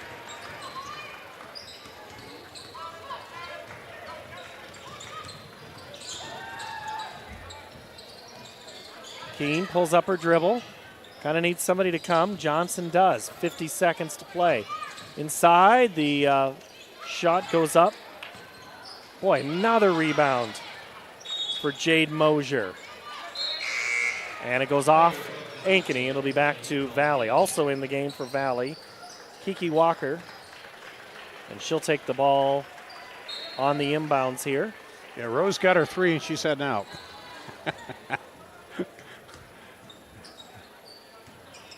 That's what I would do. Get my three and then go sit on the bench. I did what I needed to do. Nice drive to the hole by Moon. Cassie Johnson now, final 25. Johnson right in front. Needs some help. Mosier, now Loftus. Hannah Howard open for a moment, so is Mosier. Now Johnson comes to it, 10 seconds. Howard, Keene. Keene drives in, can't get the shot off. Howard's going to be blocked, and that is going to end this one. 67-36. Just an all-out impressive night for the Valley Tigers in this one, Dar. We'll wrap it up, give you some stats, tell you how Valley was able to put on an offensive clinic tonight here from Ankeny High School as Valley wins 67-36. This is high school basketball from CISM. When you need to conquer the drifts on your property, get the job done your way. The Western Defender Compact Snowplow. All the professional grade features in just the right size for your mid-sized pickup or SUV. Easy to attach and easy to use. Get the performance to plow like this and finish like this. Western, more jobs done faster. Visit Truck Equipment Inc. today at truckequipmentinc.com. I'm off to college.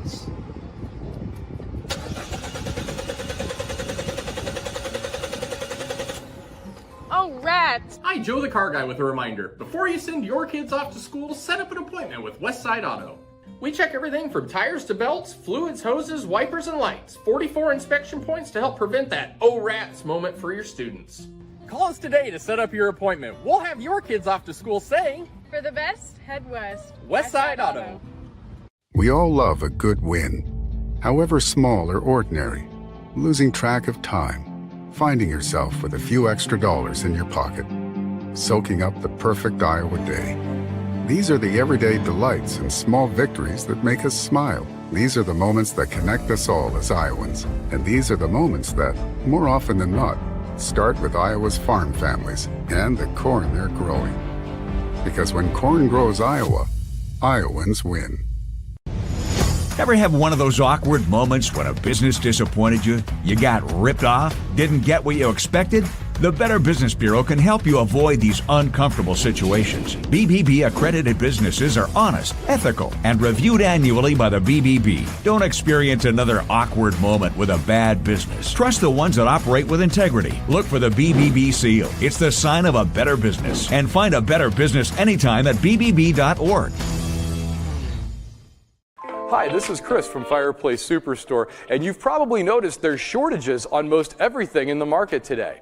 Well, Heat and Glow has helped us out this year, and they are focusing their energy on their gas fireplace inserts. So if you've got a drafty old wood-burning fireplace and you want to get it retrofitted into a beautiful, high-efficient gas fireplace, come see us. We will have product to sell you. Heat and Glow gas fireplace insert from Fireplace Superstore. 109th and Douglas at Urbandale, just west of home. Valley tonight with an impressive 67-36 win over Ankeny, and it was really Elise Yeager, 30 points, 1, 2, 3, 4, 5, 6, 7 three-pointers. Dar, you talked about how big a first bucket goes for confidence. Elise tonight did it all, rebounded, and just absolutely shot lights out. Yeah, it was offense, but also then the defense for Valley. You know, they just frustrated Ankeny all night long, but yeah, Yeager and then catcher had what, 11 or 14. 14 to come along. So you had a couple scores and took a little pressure off of Yeager in the scoring category. But defensively, Valley didn't make many mistakes here, leave many people open with an uncontested shot tonight either. That was part of it. J.C. Lucky with 6, 4 for Litt, 2 for Brown, 3 for Spain, and 3 for Emma Sinclair for Valley, which improves to 13 and 8. The Ankeny Hawks tonight, Savannah Gage had 11. Carson Jacks held scoreless. Jenna Pitts had 9. Shadravan 2. Kendra Lewis 3. Jayla Williams 7. And 4 for Jasmine Mosier. Just a tough, really, no clean looks tonight at the basket. No, Valley just played that defense with Yeager, Rome in the middle, and then Anna Spain. Anytime anybody brought the ball down waist level, she was right there to knock it out or grab it up. Game 1 of 2. Dar Danielson will have the call. It's the Ankeny boys and Valley. Game number 1 in the books. Valley takes it 67-36. So long for just a moment. This is high school basketball on CISN.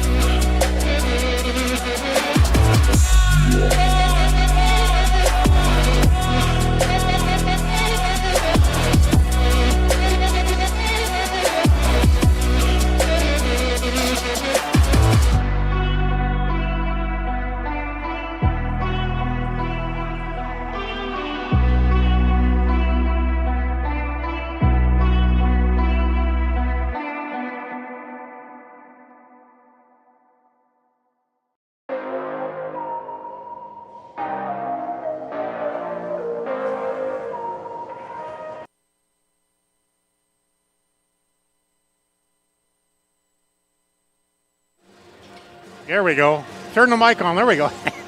Here at Ankeny High School. Why do people always try to cut our mics off? It's not like we talk a lot. Don't rope me into this. This is all you, my friend.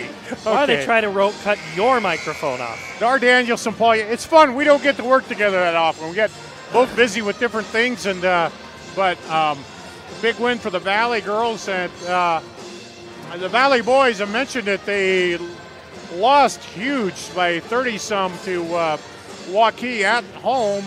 Then went on an 8-game win streak till they met Waukee again Tuesday night, and that was a real close ball game. So they've been playing really well, and of course they got some people back. They had who was it? Uric was out for a little bit, had some injuries in that. So they're really kind of rounded into form when they need to. And Ankeny, you've seen them a little more than I have, and what do you see out of them and what they need to do here tonight? Well, they're a team that has dealt with injuries a lot this year, Dar. I mean, Maddox Ward has been kind of a glue. Carson Johnson has tried to keep this team together from that position, that guard position. But Leo Aguirre, there's a look at Jamison Patton. He's had some injuries. Big players have had some of those, and it's just been hard to get a consistent 5 onto the floor and get any type of a flow for them.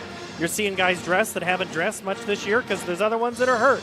So you said it during the girls' game, Dar. It is just that team that might get a couple of early shots can gain a lot of confidence, and that's exactly what could happen for Ankeny tonight. Yeah, and that was Valley earned this season. It didn't seem like they were just putting together full games, and then after that big loss, whatever they did to come out of that, they've been playing really well here lately, and hopefully we'll see both teams with a good matchup here tonight. Well, Ankeny's trying to limit turnovers, good transition defense, because Valley is so athletic. That is an understatement. This is you mentioned it, a young squad with guys that can jump out of the gym, shoot out of the gym. They're a nightmare for a matchup for any team. Yeah, and then the other night, Curtis Stinson, who's normally their leading scorer, he only had, I think, 8 in the game, but Zay Robinson really came on. He had 22, and especially in that third and fourth quarter, he kind of brought him back, kept him in that ball game, and gave him a chance to win there late. And Curtis Stinson, he's a leading scorer with 14, and then Robinson, Travion Carson, they have a lot of real good. Carson's the kind of the odd guy out. He's the senior, and then you have other sophomores there. So we are just about ready for starting lineups. What were you going to say? Well, and that is exactly right. It's youth that is both frustrating and rewarding, because when they play well, you're like, yes, we knew that was their potential. But there can also be moments where it completely changes the context of the game. Home of Ankeny basketball. Our visitors for tonight's game are the West Des Moines Valley Tigers and your Ankeny Hawks. It's time to reach the starting lineup. First, the visiting Tigers. At guard, a 6'4" sophomore, number 2, Kiki Deng. At guard, a 6-foot sophomore, number 4, Zay Robinson. At guard, a 6'3" senior, number 14, Travion Carson. At guard, a 6'4" sophomore, number 30, Curtis Stinson. And at center, a 6'8" sophomore, number 52, Travis Gurek. Assistant coach for the Tigers is Matthew Carter, head coach Mr. B.J. Windhorst. And now, the starting lineup for your Ankeny Hawks. At guard, a 5'9" senior, number 3, Maddox Ward. At guard, a 6'2" senior, number 5, Jamison Heston. At guard, a 5'10" junior, number 11, Thurston Johnson. At guard, a 6-foot senior, number 15, Jason Williams. And at guard, a 6'3" junior, number 21, Leo Aguirre. Assistant coaches, Will Hawkins, Ethan Cody, Brandon Johnson, Martin Rush, team. Head coach, Mr. Brent Carlson.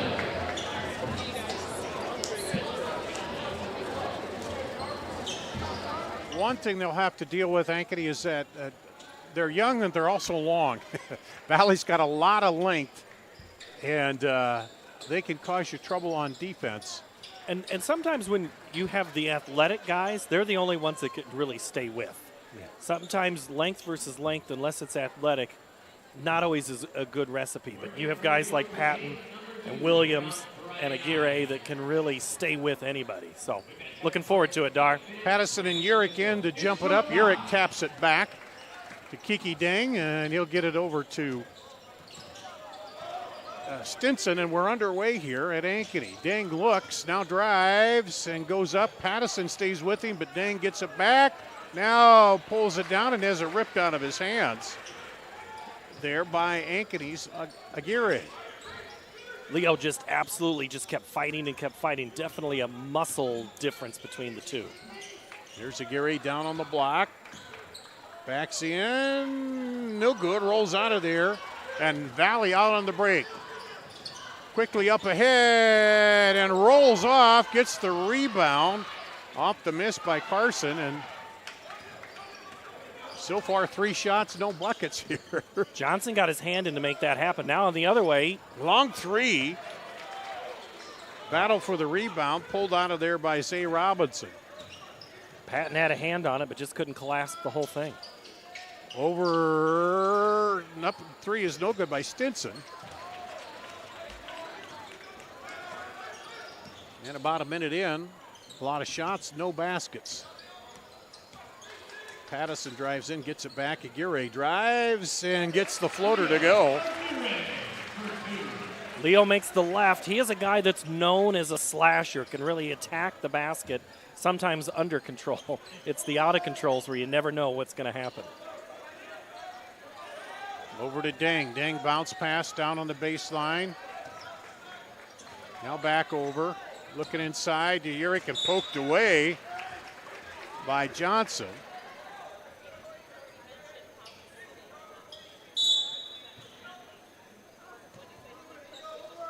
Up top to Stinson. Over to Deng. Now Carson for three. Or Trevion Carson. And the miss. Valley's yet to get on the board. Pattison down the lane. Blocked. JMO looked really good right there on that drive. Just has that ability sometimes to extend a play just one more move, but just couldn't get the shot to fall. Aguirre with it. Over on the far side. Now up top, they rotate it over for a wide open three. No good, short. Urick with the rebound. Ward had the open look there. Robinson up top to Deng. Now lobbed inside. Urick puts it up and off the glass. And Valley's on the board. Ankeny's trying to keep it out of his hands. They try to deny him up front, and then Ward came in on a backside help on that sag defense and just couldn't knock it away. Well, Deng knocked it. No look pass back inside. And Jason Williams gets the bucket. Oh, nice move. And off, rebound. Comes down to Carson Johnson. So far, Ankeny's been on the right side of a lot of these box outs. They've been better position, and it's allowed them to take advantage of just the opportunity. We'll see if Valley can somehow out-athletic them at some point, like Williams, that play. Yeah, Williams drives. Stinson gets it. 3-on-2, up to Robinson. He leaves it short. Zay Robinson. Now it through the lane, somehow got through by Stinson, and it gets knocked out of bounds. Oh, yeah. That was a study in passing the basketball right there in windows that you didn't think were open. For Valley, Kyle Kaysen in, and also Chuck Epperly in early. Up and good. Aguirre on the inbound play gets the bucket. A little mini 4-0 run by Ankeny. Looking for the three up top. They rotate it around. Now on the drive, up and the finger roll in by Stinson. Nice athletic play. Just a quick dart to the basket there. And you mentioned the length. He put it on display right there. And falling down, but gets it off. And bucket up and good. This could be the type of game that Leo shines in. Loves that athletic, physical challenge, and right now he's banging with the bodies and played into that contact to make that bucket. He's got 6 of their 8 points. On the drive, in there, nowhere to go with it. And it's picked up by Cash Schoolin. Here comes Aguirre again. Little pick and roll off top, not there, so they just leave it in Leo's hands. Gets it outside. Little baseline jumper short. Rebound by Kaysen. Good defense by him. Shula needs to be able to finish that shot to help the team. Urick, pretty turnaround jumper. Love a big man that can hit that 6-foot shot. 8-6. Ankeny here, coming up on 3 minutes to play. Drive, alley-oop, not there. Rebound put back by Aguirre, no good. And Stinson brings it down. He'll take it all the way coast to coast and loses the handle. It'll stay with Valley, though. I'm going to go back to that play with Carson Johnson. I don't think he thought he was going to have a chance to get that basket, a shot off right there. And he just didn't know what to do when he got through all of that traffic. So drive, and you just don't know what's going to be on the other end. Kiki Ding back in. He takes it up high. Now Valley looking to work the offense over to Stinson. Ding. Urick, they're covering him. There's a three, is good. Carson's first three. And now it's a 9-8 Valley lead. Oh. And offensive foul. Akers there did not see the defender for Valley slip right underneath him. Is that Epperly? Yeah. Chuck Epperly kind of slipped right in behind him, and Akers had no chance. Did not see that defender.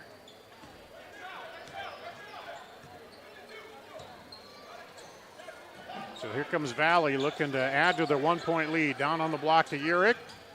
He's double teamed, kicks it out. Ding for three. Kiki Ding with the three. 4 different Tigers have scored early on here. There's a jumper off, no good. Urick clears the board. Quickly up to Ding. He drives in and tries to dish it off, but he'll get fouled before. And I think Drew Trimble with the foul. His first second team foul. They get in the quick three on the inbound, no good. That looked good coming off the hand there by Kaysen, but no good. Here comes Ankeny attacking the middle. Pull up good over the top of Urick is Johnson. Valley needs to get a little bit of that girls' magic right now in the shooting of the three. They've just left a few off the mark here as Ankeny is pushed into that zone to kind of force Valley to try to beat him from the outside. There's Ding for three. Right on cue. He hurt you. Kiki Ding with his second three. So you wonder how long can you stay in that defense? You're up 1, but if you get hot, it's going to be a long night. Baseline three, no good. Rebound by Ding. Urick out up ahead. The big man takes it. Stops, follows through, can't get it to go. Battle in there, and it's pulled out by Ankeny. Almost poked away, it is.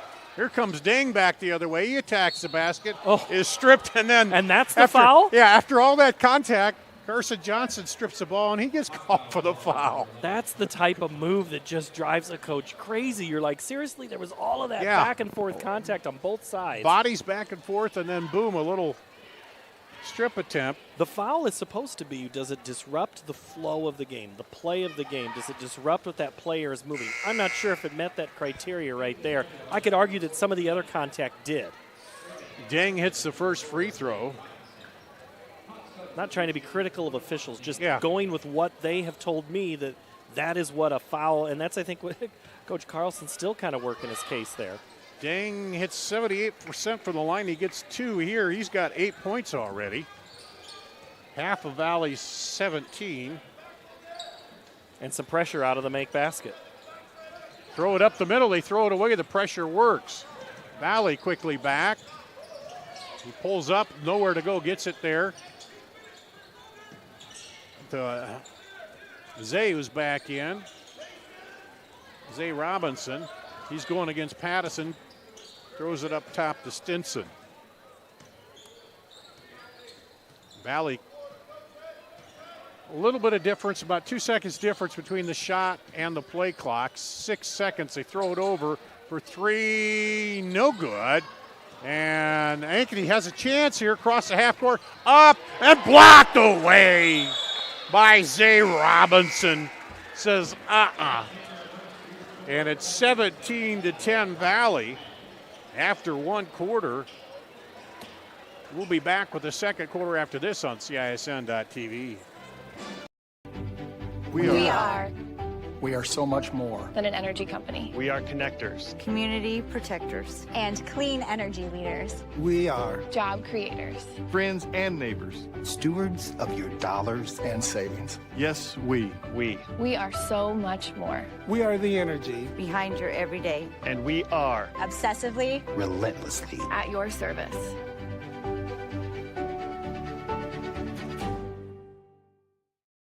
For 75 years, Holt service trucks have hit the streets of central Iowa to help customers in need. It might be for plumbing, heating, cooling, a water heater, or the usual repairs and maintenance. We've done that with quality work from quality employees who bring passion and personality to the job. That's the Holt difference. It gives me great pride to see how our company has grown from the seeds of success my grandfather planted in 1947. That's why more and more central Iowans are saying, let Holt handle that.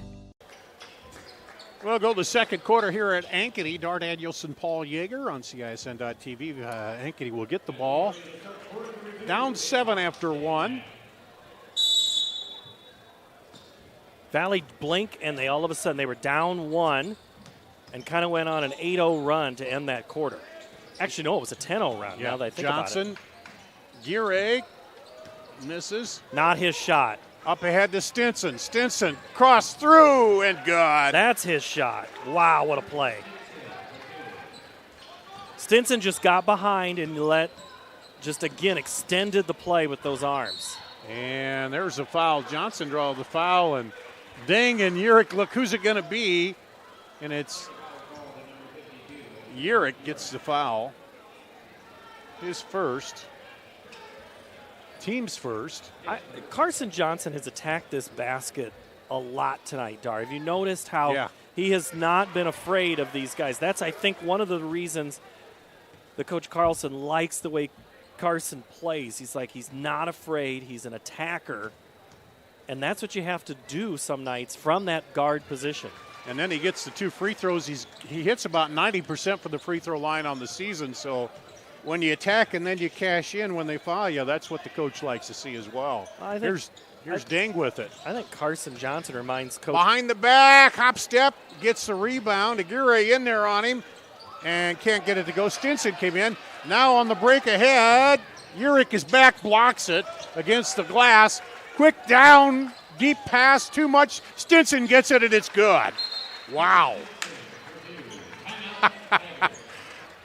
A lot of passes, a lot of movement, a lot of aggressive defensive plays there.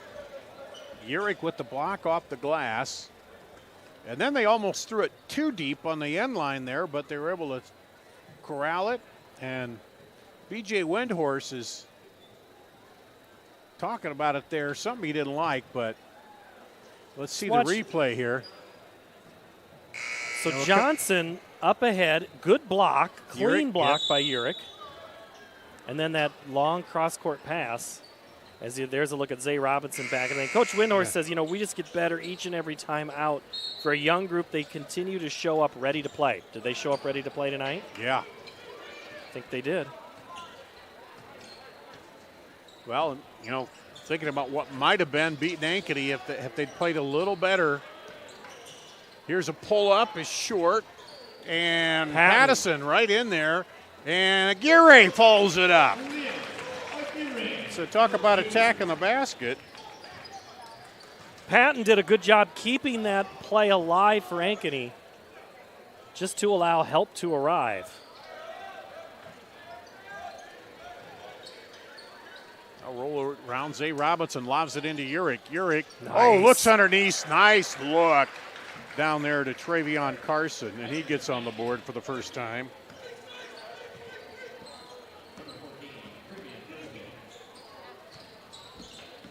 On the drive, behind the back. Oh, what a feed, and it rolls out. That's going to be off Williams. Yeah. Maddox Ward goes behind the back and put up and just rolled out of there for Jason Williams. Williams and Ward, teammates on the football team this year. He knew he was going to be there, and that hurt a little bit, going, oh, sorry, bud, you left me. Zay Robinson gets it to Dang. Dang down the lane. And Patton got a big hand on it, I think, Patton right? got a piece on it, and Aguirre was right there, too. They sandwiched him, and it goes out of bounds back to Valley.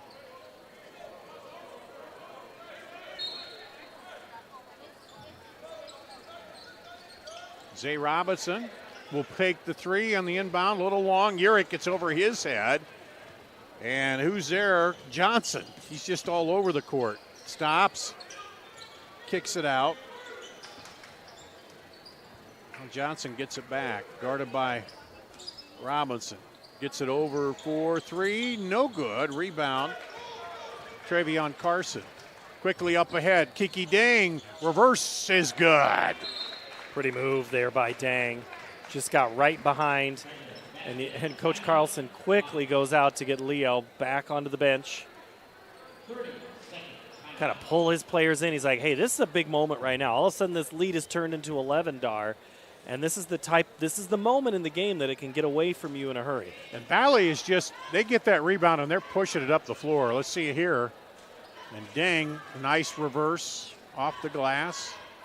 Yeah, and Leo just didn't get his hands up there on that. That's the kind of thing that is coachable, and just say you have to somehow contest that. You don't have to foul him. No. But you can't just make it easy on you.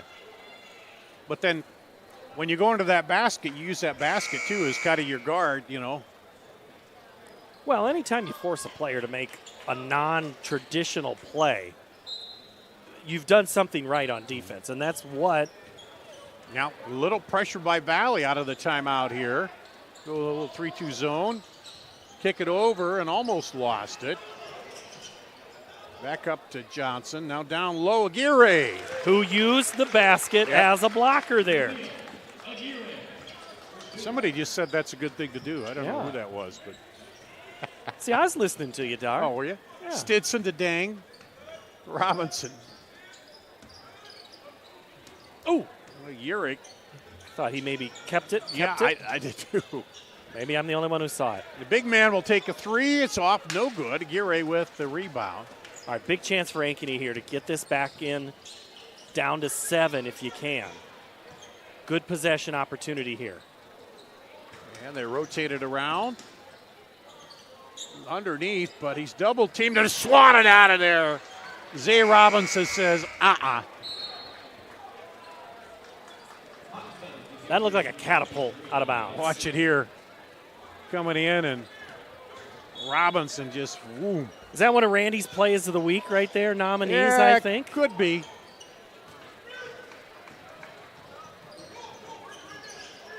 Over to Stinson.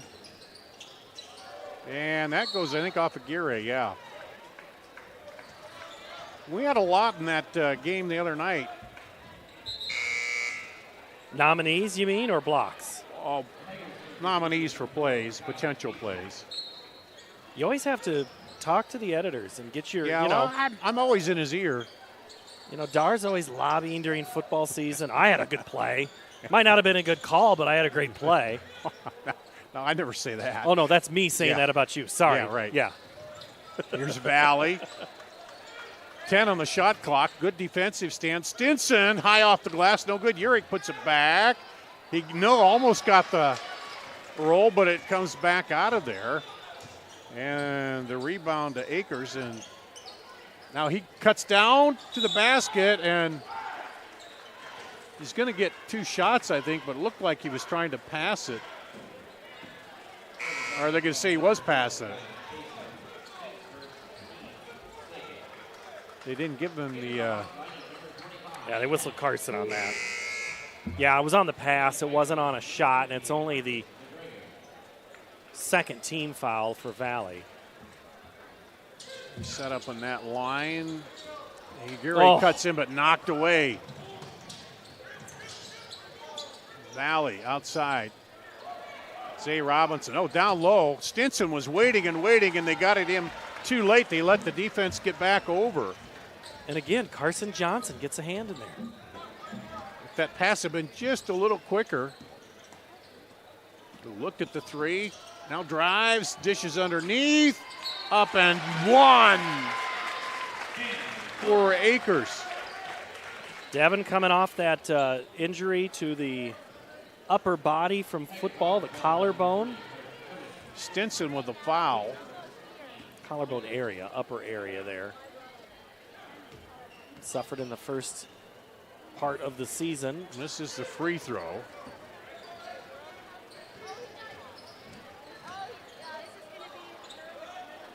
Robinson back up top.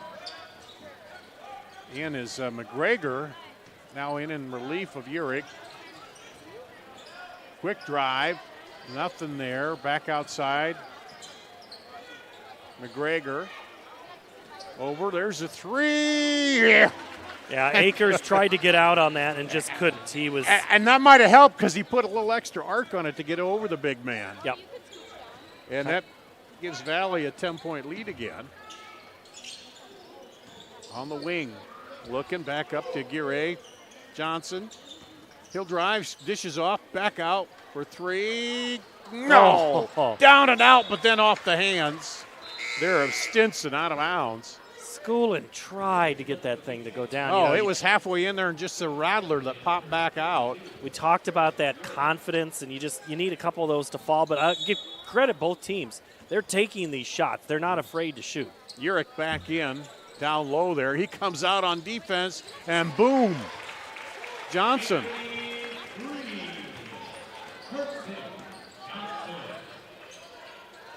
Pulls him within 7 again.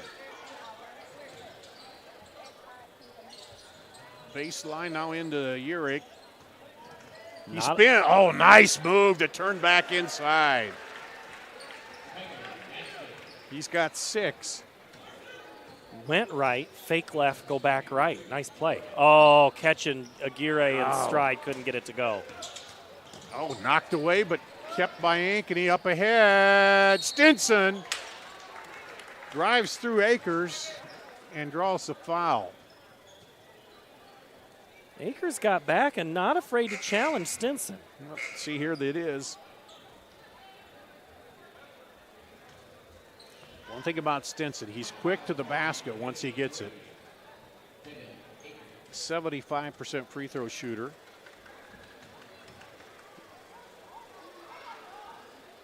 Rattles out.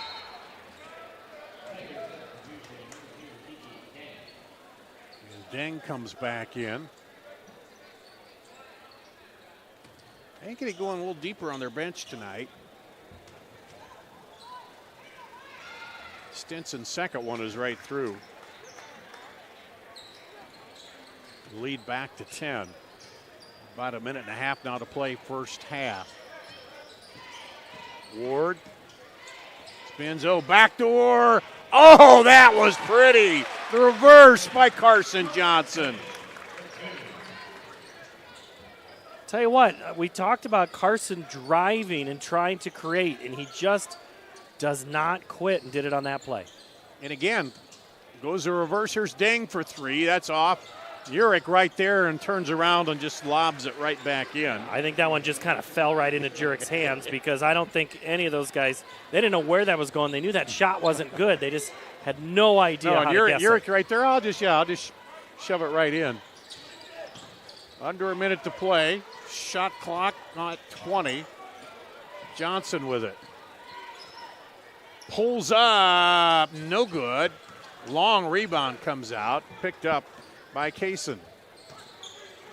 Stinson. Kaysen, long 3 is short. Little step too far there into Urich. Urich turns around, can't get it to go. Stinson pulls it out of there. Out for 3, no good. Kaysen puts it back and up. And Valley just too many shots at it there. No rebounding by Ankeny. 10 seconds to play in the half. Shot clock off. 5, 4. Aguirre is going to have to shoot it. He does and leaves it short. And that's the half. 35-23 Valley. Outscore them 18-13 here in the second quarter. Let's take a break. We'll do that. We'll come back. We'll check out the first half scoring after this on CISN.TV. 75 years, Holt service trucks have hit the streets of central Iowa to help customers in need. It might be for plumbing, heating, cooling, a water heater, or the usual repairs and maintenance. We've done that with quality work from quality employees who bring passion and personality to the job. That's the Holt difference. It gives me great pride to see how our company has grown from the seeds of success my grandfather planted in 1947. That's why more and more central Iowans are saying, let Holt handle that. Mornings. They can be hectic. Let's go! So can your car, so to get a free pickup, drop-off, or delivery, head over to Honest Wrenches. And their loaner vehicles? No extra charge. Find your peace of mind with even more wonderful services. Every vehicle that comes in gets a full visual inspection and a 5-year, 50,000-mile warranty. No extra charge. Head on over to Honest Wrenches. No extra charge, and it's how service should be. We all love a good win, however small or ordinary. Losing track of time, finding yourself with a few extra dollars in your pocket, soaking up the perfect Iowa day. These are the everyday delights and small victories that make us smile. These are the moments that connect us all as Iowans. And these are the moments that, more often than not, start with Iowa's farm families and the corn they're growing. Because when corn grows Iowa, Iowans win. When you need to conquer the drifts on your property, get the job done your way. The Western Defender Compact Snowplow. All the professional grade features in just the right size for your mid-sized pickup or SUV. Easy to attach and easy to use. Get the performance to plow like this and finish like this. Western, more jobs done faster. Visit Truck Equipment Inc. today at truckequipmentinc.com. DeArmond certified used vehicles aren't the same as the rest. Every DeArmond certified vehicle receives a 175-point inspection and comes with a 12-month, 12,000-mile bumper-to-bumper warranty, a 2-year, 100,000-mile powertrain warranty, and DeArmond Care. Wheel, dent, windshield repair, repel paint and windshield protection, and a full tank of fuel. Buy with confidence, knowing you made a wise decision with DeArmond Certified. Find DeArmond certified used vehicles at DeArmondAuto.com. Halftime here at Ankeny High School. Valley up 35-23 here in the boys' half of the doubleheader as the young dance team members come out on the floor. Let's run down the first half scoring for you. For Valley, 10 for Kiki Dang, 8 apiece for Urick and Kaysen, 7 for Curtis Stinson, and 2 for Travion Carson to round out the scoring. For Ankeny, Leo Aguirre with 10, 9 for Carson Johnson, and then 2 apiece for Devin Akers and Jason Williams. For Ankeny, Valley led 17-10 after 1, and then 35-23, expand that to 12 here at the break.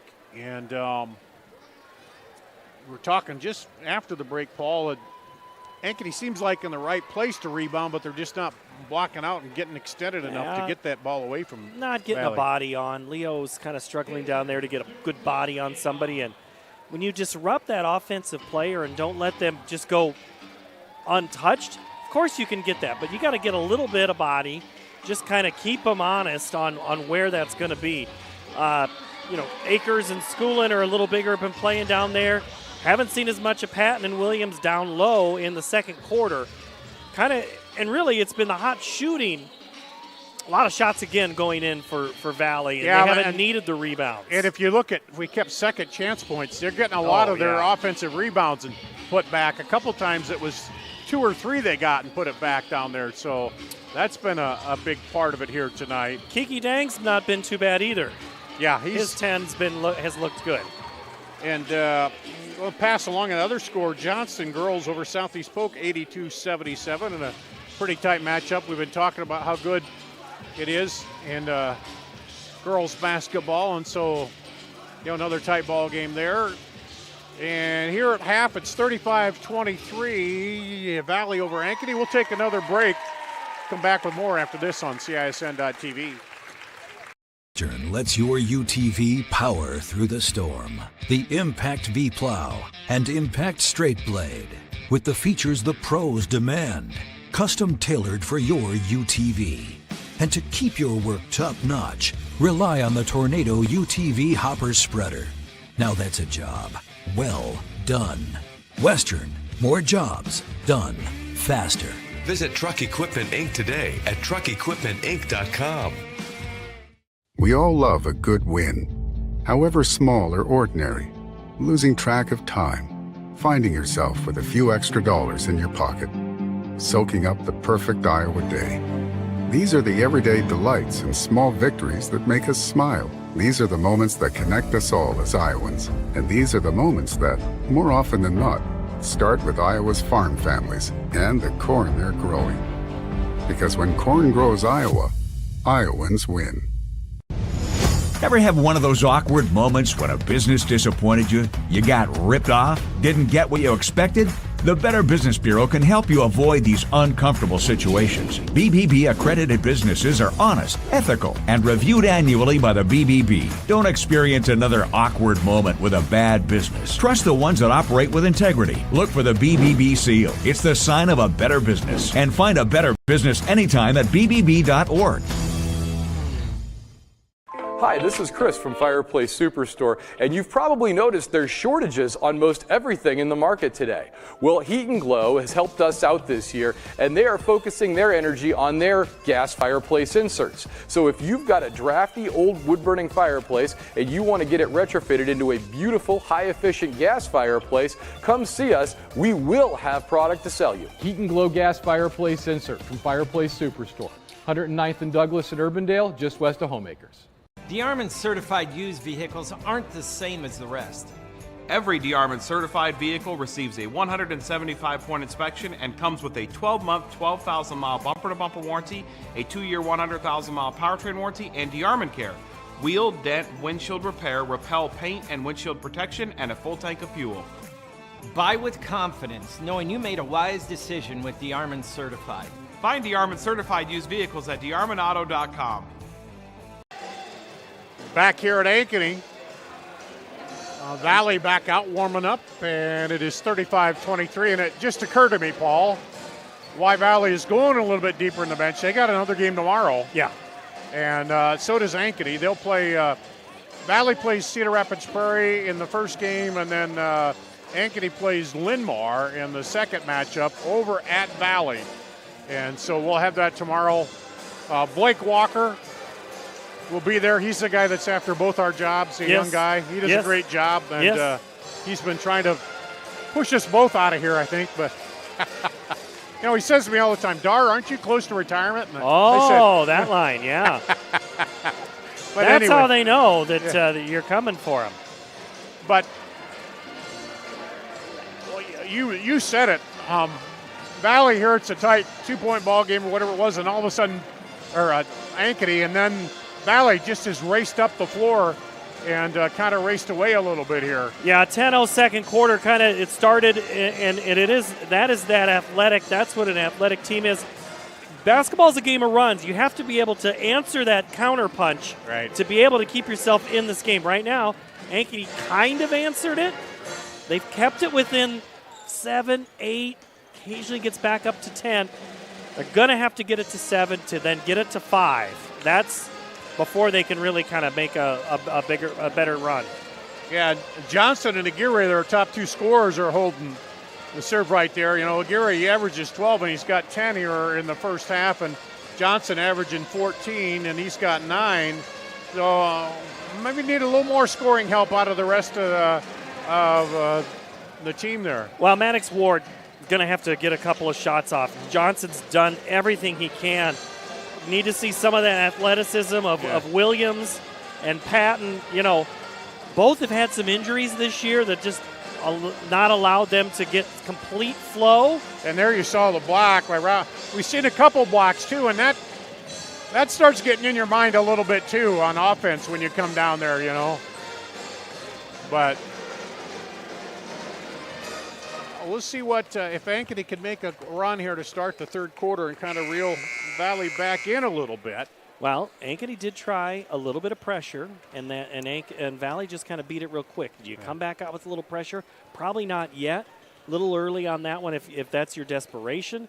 But you're going to have to not let Valley get good looks at the basket. It sounds simple, but you just can't let them. And then you got to watch on the run out, too, because when they get that ball, they're looking up the floor right away. And you have to get back on defense. Yeah, and that is always at this level. There is no off nights, and tonight is absolutely proof of that. Valley will start with it. Looks like the starter's back out there for them. That's Stinson there with it. Valley in the gray uniforms with the orange letters. Here's Stinson for 3. No good. Aguirre with the rebound. Open look. Patton in, fakes, gets it partially blocked there by Stinson. Now pops way out. Ding. He drives in and he double clutched. I think he thought he was going to get more pressure. Stinson, but there are 3 looks at it. And Valley gets it right back up and in. Ankeny did not get back on defense, kind of thought it would go in on that first one. 9 for Stinson, and that one got knocked out by Robinson.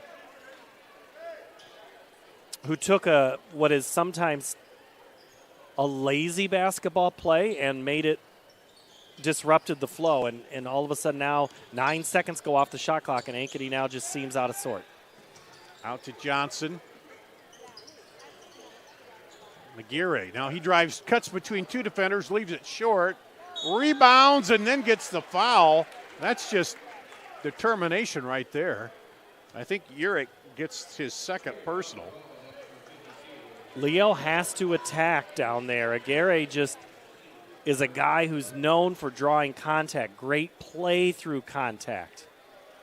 And his first trip to the line tonight misses the first one. 47% from the free throw line on the season. Look at his brother on the bench. Looking at Carson Weedy, who was they needed but was hurt in that opening practice of the season, and it's just kind of been one of those years for Coach Carlson. Zay Robinson, he has not scored tonight, had 22 on Tuesday. They bounced, try to get into Urick. Patton just pops it away.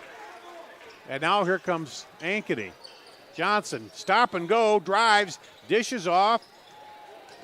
Now Patton, he was trying to pass it, but Urick got it, and they say he traveled.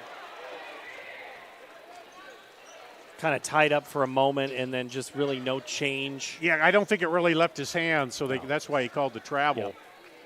And Carlson didn't contest it at all. He knew. Yeah, because he didn't have it long enough to call the held ball, but he just put the hand up there for a second. So here's Robinson, Stinson on the baseline looking for Urick. Boy, Patton is just daring Valley to throw it in there. He wants to pick the pocket again. Kiki Dang with it. Coming up on 10 on the shot clock. Dang for 3, no good. Rebound run down, saved by Travion Carson, but right back to Ankeny. Here comes Maddox Ward, and he leaves it short, but popped in there Aguirre. How did he do that?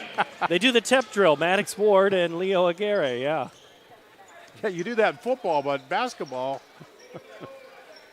So shaved 1 point off here. Now here's what a shot. Stinson, who just rears up and fires it. And Stinson now with 12. He had just 8 Tuesday night. In the lane. Oh. I think he thought he was going to get more pressure there, Ward did. Kick out for Dang for 3. No good. Battle for it, popped out of there, but right to Patton.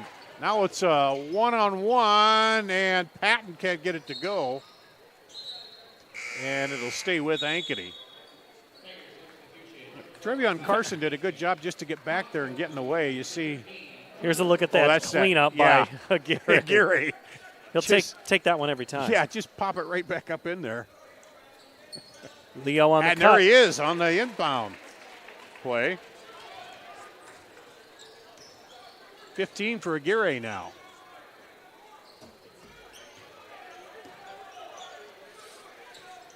Up top, looked at the 3. Now skip pass over the top to Ding. Knocked away Johnson, and then he gets fouled. Yep, Ding.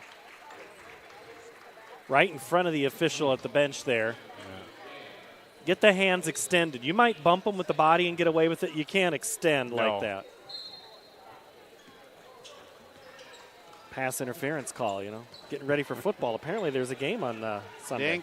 Dang with his first foul. Patton down the lane and gets blocked. Carson, but it's back out there in a kick. Trying to put a little soccer action on that. What would you call there? An illegal kick? Yeah. Throw in? Yep, back over to Ankeny. I'm trying to bait the soccer official to explain that to me, but no, he won't take it. Well, in soccer, then there isn't an illegal kick, but in basketball. Oh, come on, they're all illegal. Even in volleyball, you can kick it. That's true. There's a three. Maddox Ward gets in the scorebook finally. Ward averages 7, but he just does more than that for the team. They need to see him get a few more good looks like that. Oh, behind the back pass to Stinson goes off the hands. Ward breaking away, now gets it back, and then taken away by Stinson up ahead. And no good, and Ding gets the rebound. He'll take it in and gets fouled. No. By Patton, I think. We'll see. No. I think they're going to say Drew Trimble held him. They talk. I think I heard. Yeah. I think I read something about holding a shirt.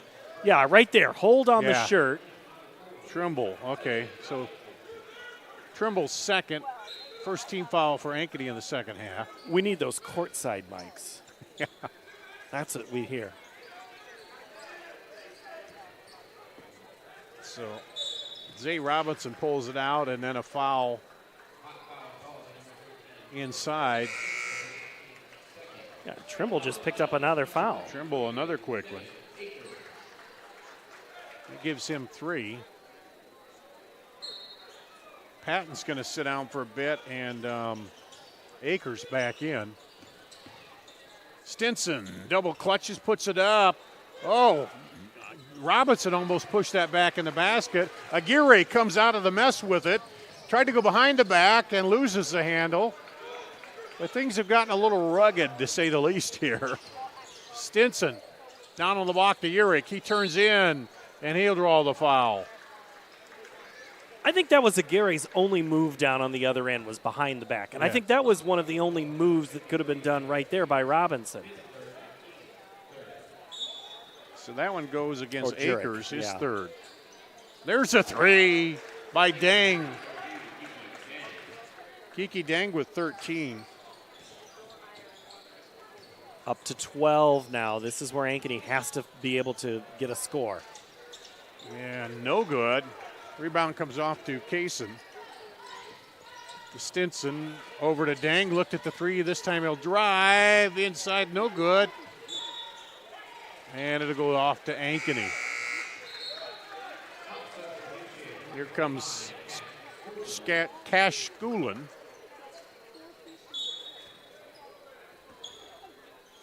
With 2:49 to play in the third quarter.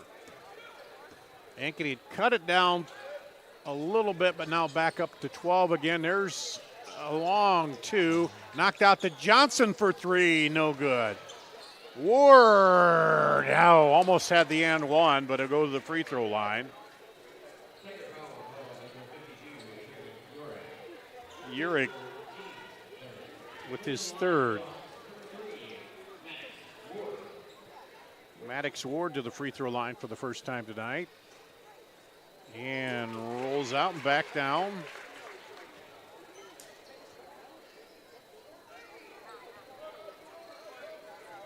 Gives him 4 points. Make it 5.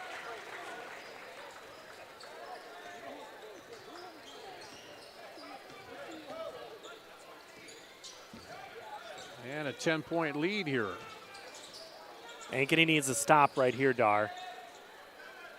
Out to Kaysen, over to Stinson for 3, no good. And they heard you. Here's Johnson with it. Looks up the floor, now stop and go. Pull up, fade away, good! Carson Johnson on the board the first time here in the second half. He's got 11. And then a foul down on the other end. But you have to get back on defense, and that was a lazy play right there because you didn't get back. What do the coaches always say? Move your feet. Don't reach. And that was on Schoolin. And Dang misses the free throw. He's a 78% free throw shooter.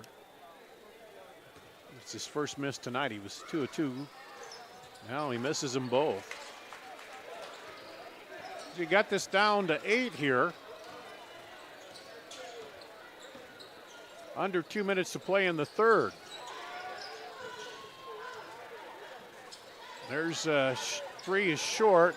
Urick gets it out. Had Dang up ahead. Now finds Dang. Back over to Kaysen. In the corner to Stinson. They'll rotate it back up. Now around. Over the corner again to Stinson.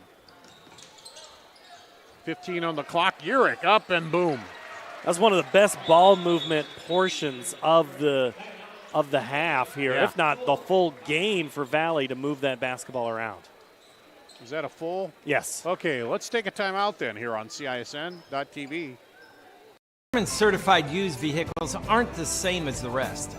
Every DeArmond certified vehicle receives a 175-point inspection and comes with a 12-month, 12,000-mile bumper-to-bumper warranty, a 2-year, 100,000-mile powertrain warranty, and DeArmond Care. Wheel, dent, windshield repair, repel paint and windshield protection, and a full tank of fuel. Buy with confidence, knowing you made a wise decision with DeArmond Certified. Find DeArmond certified used vehicles at DeArmondAuto.com. DeArmond Certified used vehicle. In the Valley huddle, there's got the lead back to 10. Ankeny's been working on it. It was 12 at the half. They got it down to 8. And now timeout. And that's been an issue too. Sometimes with Valley, they'll have a little lull, but so far tonight, they're not. They're kind of keeping the pressure on here. There's a look at Carson with his 8 points and balanced scoring. Dang with 13, Stinson 12, Jarek with 10. So when you have 3 players in double figures and one knocking on the door, good things are going to happen. That's why you have a 10-point lead. Yeah, that's kind of the way the spread goes on their averages. Nobody the super big scorer, but they spread it out, and everybody can. That one knocked out of bounds. 22 on the shot clock.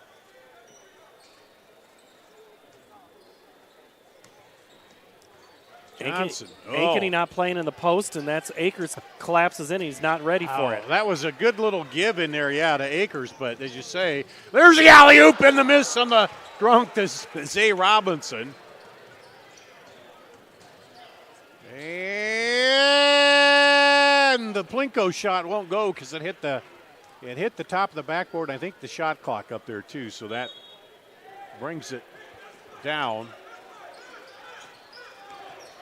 Now back the other way.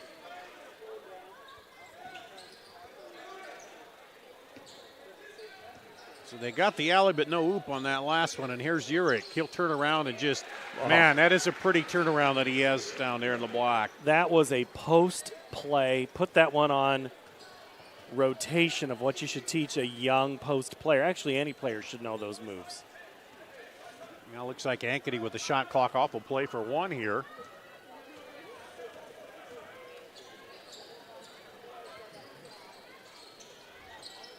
Throw it all the way across the top. 4 seconds inside. Akers won't go. Put back. Aguirre tried it.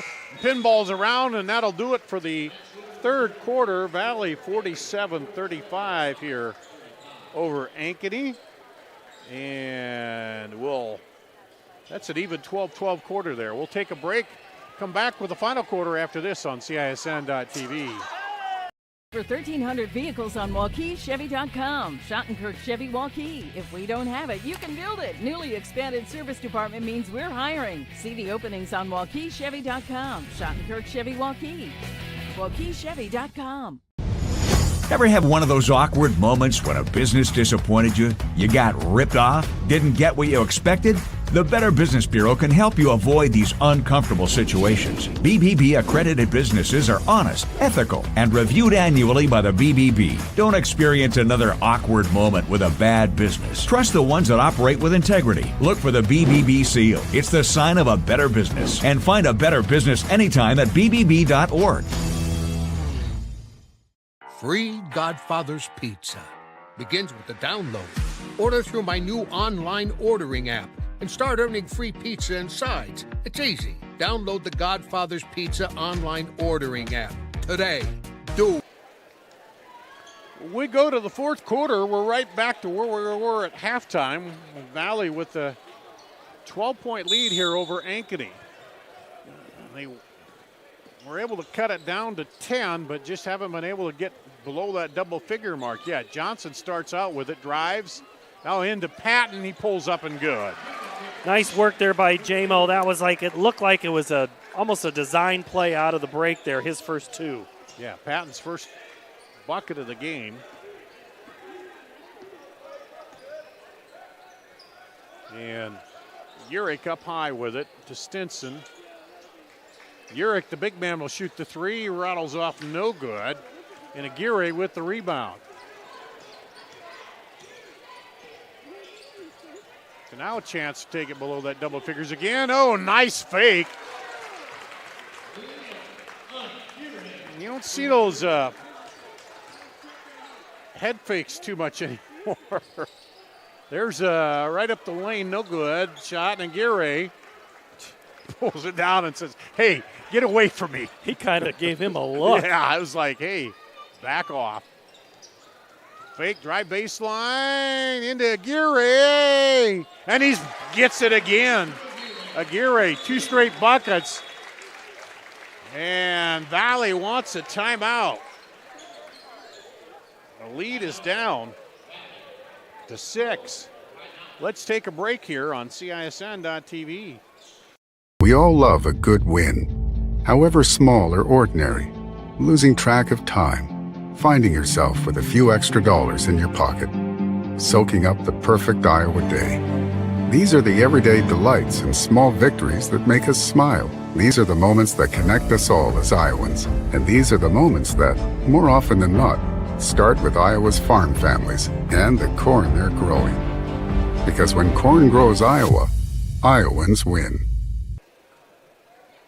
A 6-0 run by Ankeny. You see their huddle right there to cut the lead in half. Let's see Aguirre. He's been working hard here. He's got 4 of the 6 in the run. There's a bucket there. And it's down to a 47-41 as Valley hasn't scored yet here in the fourth quarter, and Ankeny's run off 6. Patton picked up his first 2 points of the game, kind of on a nice cut to start the quarter. And then really it was Aguirre. I talked about how he likes to play with that contact, and both of his buckets have come after contact, kind of expecting and then he ripped down the rebound and said, hey, I don't want contact now. And he's working hard on both ends right now for Ankeny. Jurek back in there, so we'll see. They're flashing him high here on this zone beat. Stinson out to Dang for 3. No good. Rebound slapped around. Patton gets it. Up to Johnson. Ankeny trying to extend the 6-0 run. Johnson, pulls up and gets it. Carson Johnson. 8-0 run now. Lead down to 4.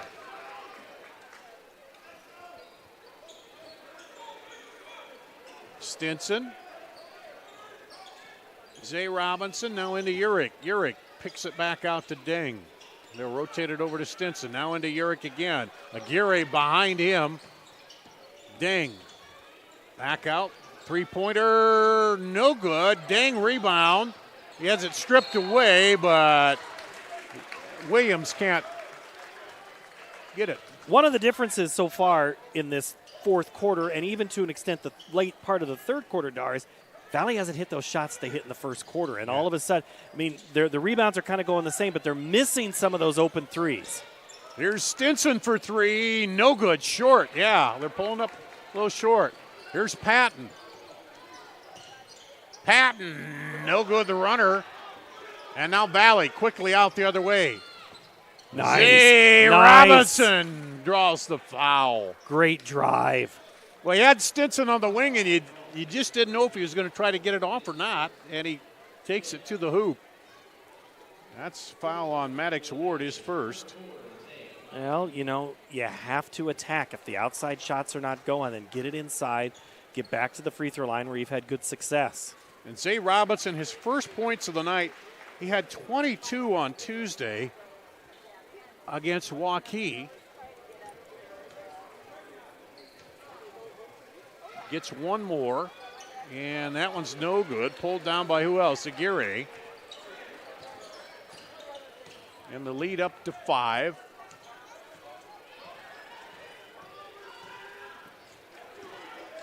Oh, nice no look. Oh.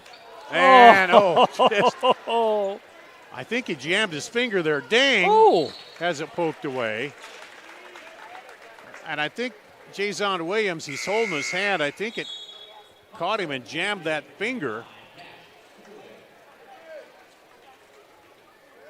I did see a couple of items of clothing with Cedar Rapids Kennedy on them earlier, kind of where Jason played last year, was over at Kennedy. Good ball movement. Back out over, dang. Patton quickly closed on him. Now out of bounds to Ankeny. Well, now look what the Hawks have done here, Dar. All of a sudden, they're kind of doing what the Tiger girls did on Ankeny and just denying a lot of ball getting inside at all. And those outside shots haven't fallen early here in the fourth quarter for the Tigers. Over the top, Johnson now back to Patton. Oh, he tried to sneak it in there. Urick knocked it away. There's Aguirre, but it gets it blocked by Travion. And then, Zay Robinson, and one. Left his feet, put them all in the air, put it all on line. This was a great play. Just double clutched it and got it to fall. Not even sure how Carson committed a foul on that play. All he could do was get him to switch hands. And he makes the three-point play there. Hawks were able to get it within 4, but now all of a sudden it's back to an 8-point advantage, and so Ankeny's going to have to get an answer here as we're under 5. Here's a three. Rattles in and out. Urick with the rebound. Up to Stinson. Zay with it over to Stinson. Lob it to Deng. Deng looking for Urick on the block, but Aguirre's right there. Now they get it to him. He throws it across. Three, no good. I thought that was going to hit. And ripped down by Schoolin. Carson had a good look. It's just his feet were a little off balance there. Of course, for the Hawks. Yeah, they hit it, but the timeout. Full timeout here, so it's tightened up here. Stick with us on CISN.TV. For 75 years, Holt service trucks have hit the streets of central Iowa to help customers in need. It might be for plumbing, heating, cooling, a water heater, or the usual repairs and maintenance. We've done that with quality work from quality employees who bring passion and personality to the job. That's the Holt difference. It gives me great pride to see how our company has grown from the seeds of success my grandfather planted in 1947. That's why more and more central Iowans are saying, let Holt handle that.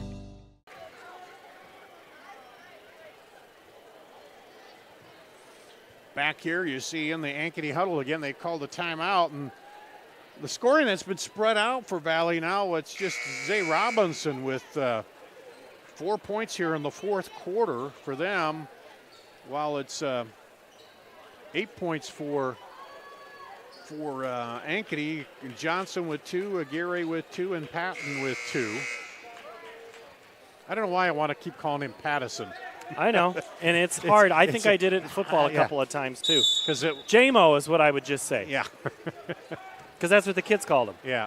Coaches too. Aguirre bounces it over there to Ward. Now lobbed it in, but knocked away. I think Valley knew that's who they were going to go to. Keep that hot hand. Great piece of coaching there by Windhorst to have his guys ready for that play. Stinson looks in, now over to Deng. Bounce pass, now Urick. Give and go, no. Gets it low, now he'll pull up. Baseline jumper, ooh. Right there was Stinson, and he can't get it to go. Rebound to Schoolin. Well, Urick was hitting that baseline jumper like nothing, and now it didn't go. Here's Johnson. Three is off, and just pulled down by Carson. Quickly to Deng, and he gets fouled. There. That maybe not been such a bad foul by Johnson. I'm looking at the benches of these, and you mentioned these both of these teams play within about 15 hours of this game, and they're not really going as deep as we thought they might. Both teams about 3 off the bench. We'll see how those legs get tomorrow. Kiki Dang, his first points of the fourth quarter, gives him 14 and misses the second one. But they're young, Dar. They bounce back. They're made of rubber. Yeah.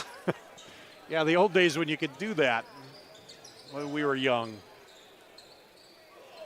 There's a three. No good. Rebound. Oh, nice job by Carson to tip that over. Now on the drive and draw on the foul is Stinson, and Stinson hobbles out. Him and Schoolin were leg or step for step for the majority there, and then all of a sudden, right about the paint. Yeah, and he's not putting any weight on that left foot. I don't know.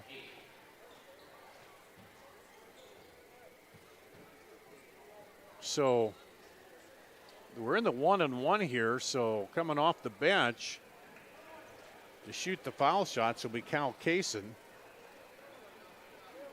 which they gained 2 percentage points in the free throw percentage from 75 to 76, and Kaysen gets it. And Kaysen's done well off the bench tonight. That's his 9th point. And the lead now back up to 10 again. Second one is good.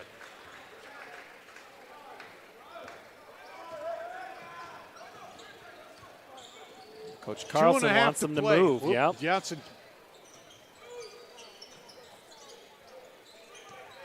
Johnson, now they're keeping an eye on Aguirre in the middle.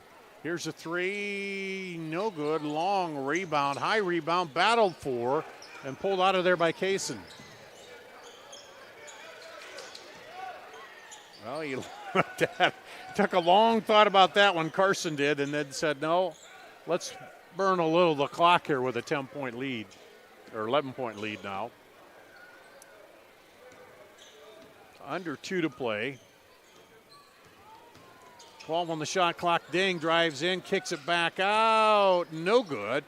And Kaysen goes high, pulls up. No good. Aguirre with the rebound.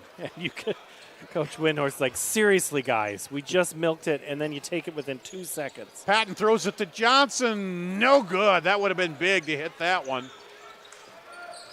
Maybe legs getting a little tired here in the fourth quarter. And Coach Carlson's asking for a little full court pressure here. Get his guys going. And Windhorst is like, all right, guys, hold on. Yeah. We got to sustain this next blow. We're up 11, under 2. We can take, work a little time off that shot clock. And here again, prior to this year, you would have maybe pulled it out and made them foul you because Ankeny's got 8, but now, you can take a little time off, but then you got to bring it in and put up a shot, get a shot off. Well, Ankeny's going to likely come with some pressure right here out of this timeout and try to force. Foul situation is nowhere in your favor if you're Ankeny, in the sense of we get fouled, we can shoot free throws and stop, if the clock stopped. Only 3 team fouls on Valley right now. And Ankeny, to their advantage, this is the one time where it's okay to have 8 fouls. Because you only have to foul them just a little bit and then get them at the line. But Ankeny not doing that right now. No. Ding with it out there. Pulls it out against Ward. Now drives and one. Kiki Dang. After 15 seconds go off of that clock. And then you give up a foul right there. Great move past Ward. Max couldn't do anything to stop him. And he completes the 3-point play. I have him for 17. That's a nice night. Yeah. That one off, no good. Aguirre back up off the glass. Aguirre with 21 now. 6 of those in the fourth quarter. And another full timeout here with 58.2 to go. We'll take a break on CISN.TV. When you need to conquer the drifts on your property, get the job done your way. The Western Defender Compact Snowplow. All the professional grade features in just the right size for your mid-sized pickup or SUV. Easy to attach and easy to use. Get the performance to plow like this and finish like this. Western, more jobs done faster. Visit Truck Equipment Inc. today at truckequipmentinc.com. Back here at Ankeny in the Ankeny huddle as they're trying to figure out the deficit back to 12 again here, and we're seeing the Cedar Rapids Kennedy. The whole team was here watching, scouting for tomorrow's game against Valley. And they're going to have to hope that Valley's a little tired, because you see a lot of different people you have to try to stop here, Paul, for Valley. You do, and even off a short rest. So Kennedy, the night off, come over and get a good look at their opponent. Also get to see their old buddy, Jason Williams. Just saw Jason's mom give a hug to a couple of players.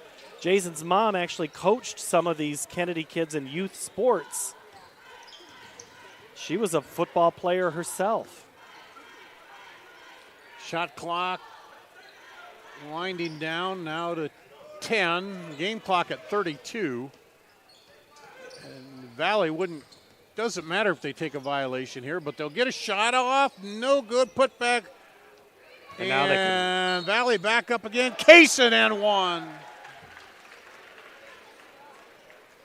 But Kaysen has come off the bench tonight, and he's got 12.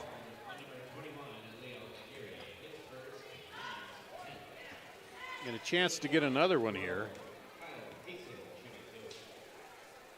And pops it.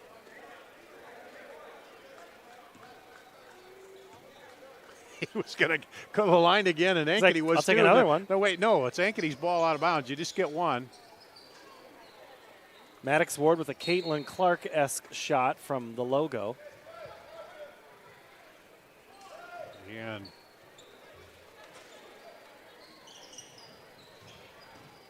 Aguirre, he drives through, and one, man. Once that guy gets in motion, it's hard to slow him down. Just kind of threw that in here. He's got 8 here in the fourth quarter, looking for number 9 in the fourth quarter for a 24-point game. And misses it. And Valley will bring it up, and that'll just wind it down here. 60-47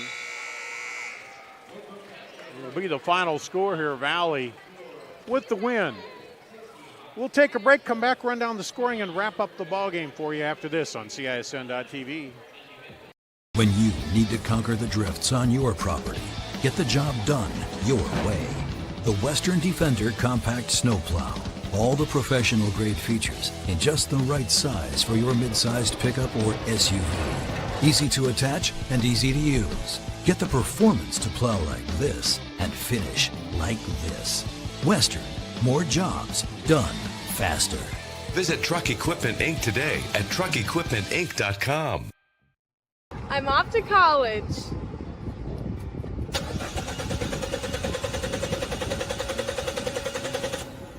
Oh, rats! Hi, Joe the Car Guy with a reminder. Before you send your kids off to school, set up an appointment with Westside Auto. We check everything from tires to belts, fluids, hoses, wipers, and lights. 44 inspection points to help prevent that oh rats moment for your students. Call us today to set up your appointment. We'll have your kids off to school saying, For the best, head west. Westside Auto. We all love a good win, however small or ordinary. Losing track of time, finding yourself with a few extra dollars in your pocket, soaking up the perfect Iowa day. These are the everyday delights and small victories that make us smile. These are the moments that connect us all as Iowans. And these are the moments that, more often than not, start with Iowa's farm families and the corn they're growing. Because when corn grows Iowa, Iowans win. Ever have one of those awkward moments when a business disappointed you? You got ripped off? Didn't get what you expected? The Better Business Bureau can help you avoid these uncomfortable situations. BBB accredited businesses are honest, ethical, and reviewed annually by the BBB. Don't experience another awkward moment with a bad business. Trust the ones that operate with integrity. Look for the BBB seal. It's the sign of a better business. And find a better business anytime at bbb.org. Hi, this is Chris from Fireplace Superstore, and you've probably noticed there's shortages on most everything in the market today. Well, Heat and Glow has helped us out this year, and they are focusing their energy on their gas fireplace inserts. So if you've got a drafty old wood-burning fireplace and you want to get it retrofitted into a beautiful, high-efficient gas fireplace, come see us. We will have product to sell you. Heat and Glow gas fireplace insert from Fireplace Superstore. 109th and Douglas at Urbandale, just west of home. Here at Ankeny, the final 60-47. Valley Downs Ankeny. We'll run down the scoring for you. First for Valley, Kiki Dang ends up with 17 to lead Valley. 12 apiece for Urick and Stinson. 13 for Kyle Kaysen off the bench. 4 for Zay Robinson, 2 for Travion Carson tonight for the Tigers. For Ankeny, Leo Aguirre with 23, 13 for Carson Johnson. So Aguirre about doubles his average. 5 for Maddox Ward, 2 for Jamison Patton, 2 for Devin Akers, and 2 for Jason Williams.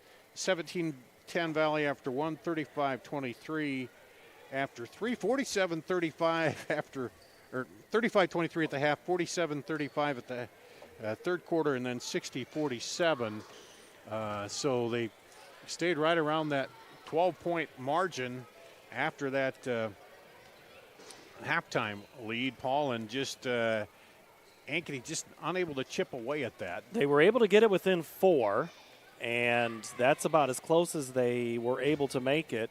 And, you know, Ankeny made a run. We talked a lot more in the second half about games that these two teams are going to have tomorrow. I don't know if we can still zoom in, Randy, on the Valley bench across from where we are at, Dar. Curtis Stinson went out in that fourth quarter. He has been attended to. Now there's a group of people all around him.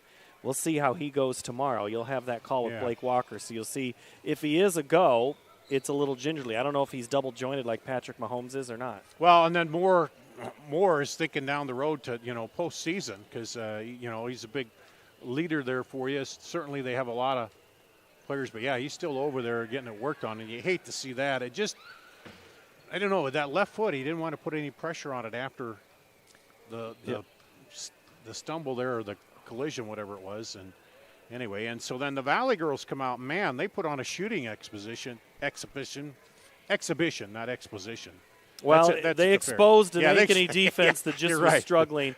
Elise Yeager tonight, 30 points, 7 threes. Incredible performance for her, and a sweep for the Tigers tonight here on the south side of Ankeny. Well, pleasure doing a game with you. Like I say, we don't get to same here. do that a whole lot, and I'll be tomorrow back with Blake on those games starting at noon, a doubleheader, Rare Boys Saturday doubleheader. And we'll have that, and then won't be long. We'll be talking about postseason and over at Wells Fargo. See you in 2 weeks. Thanks to Justin and Randy tonight on the crew running everything for us here. That's going to wrap it up. A Valley sweep in boys and girls tonight in basketball on CISN.TV.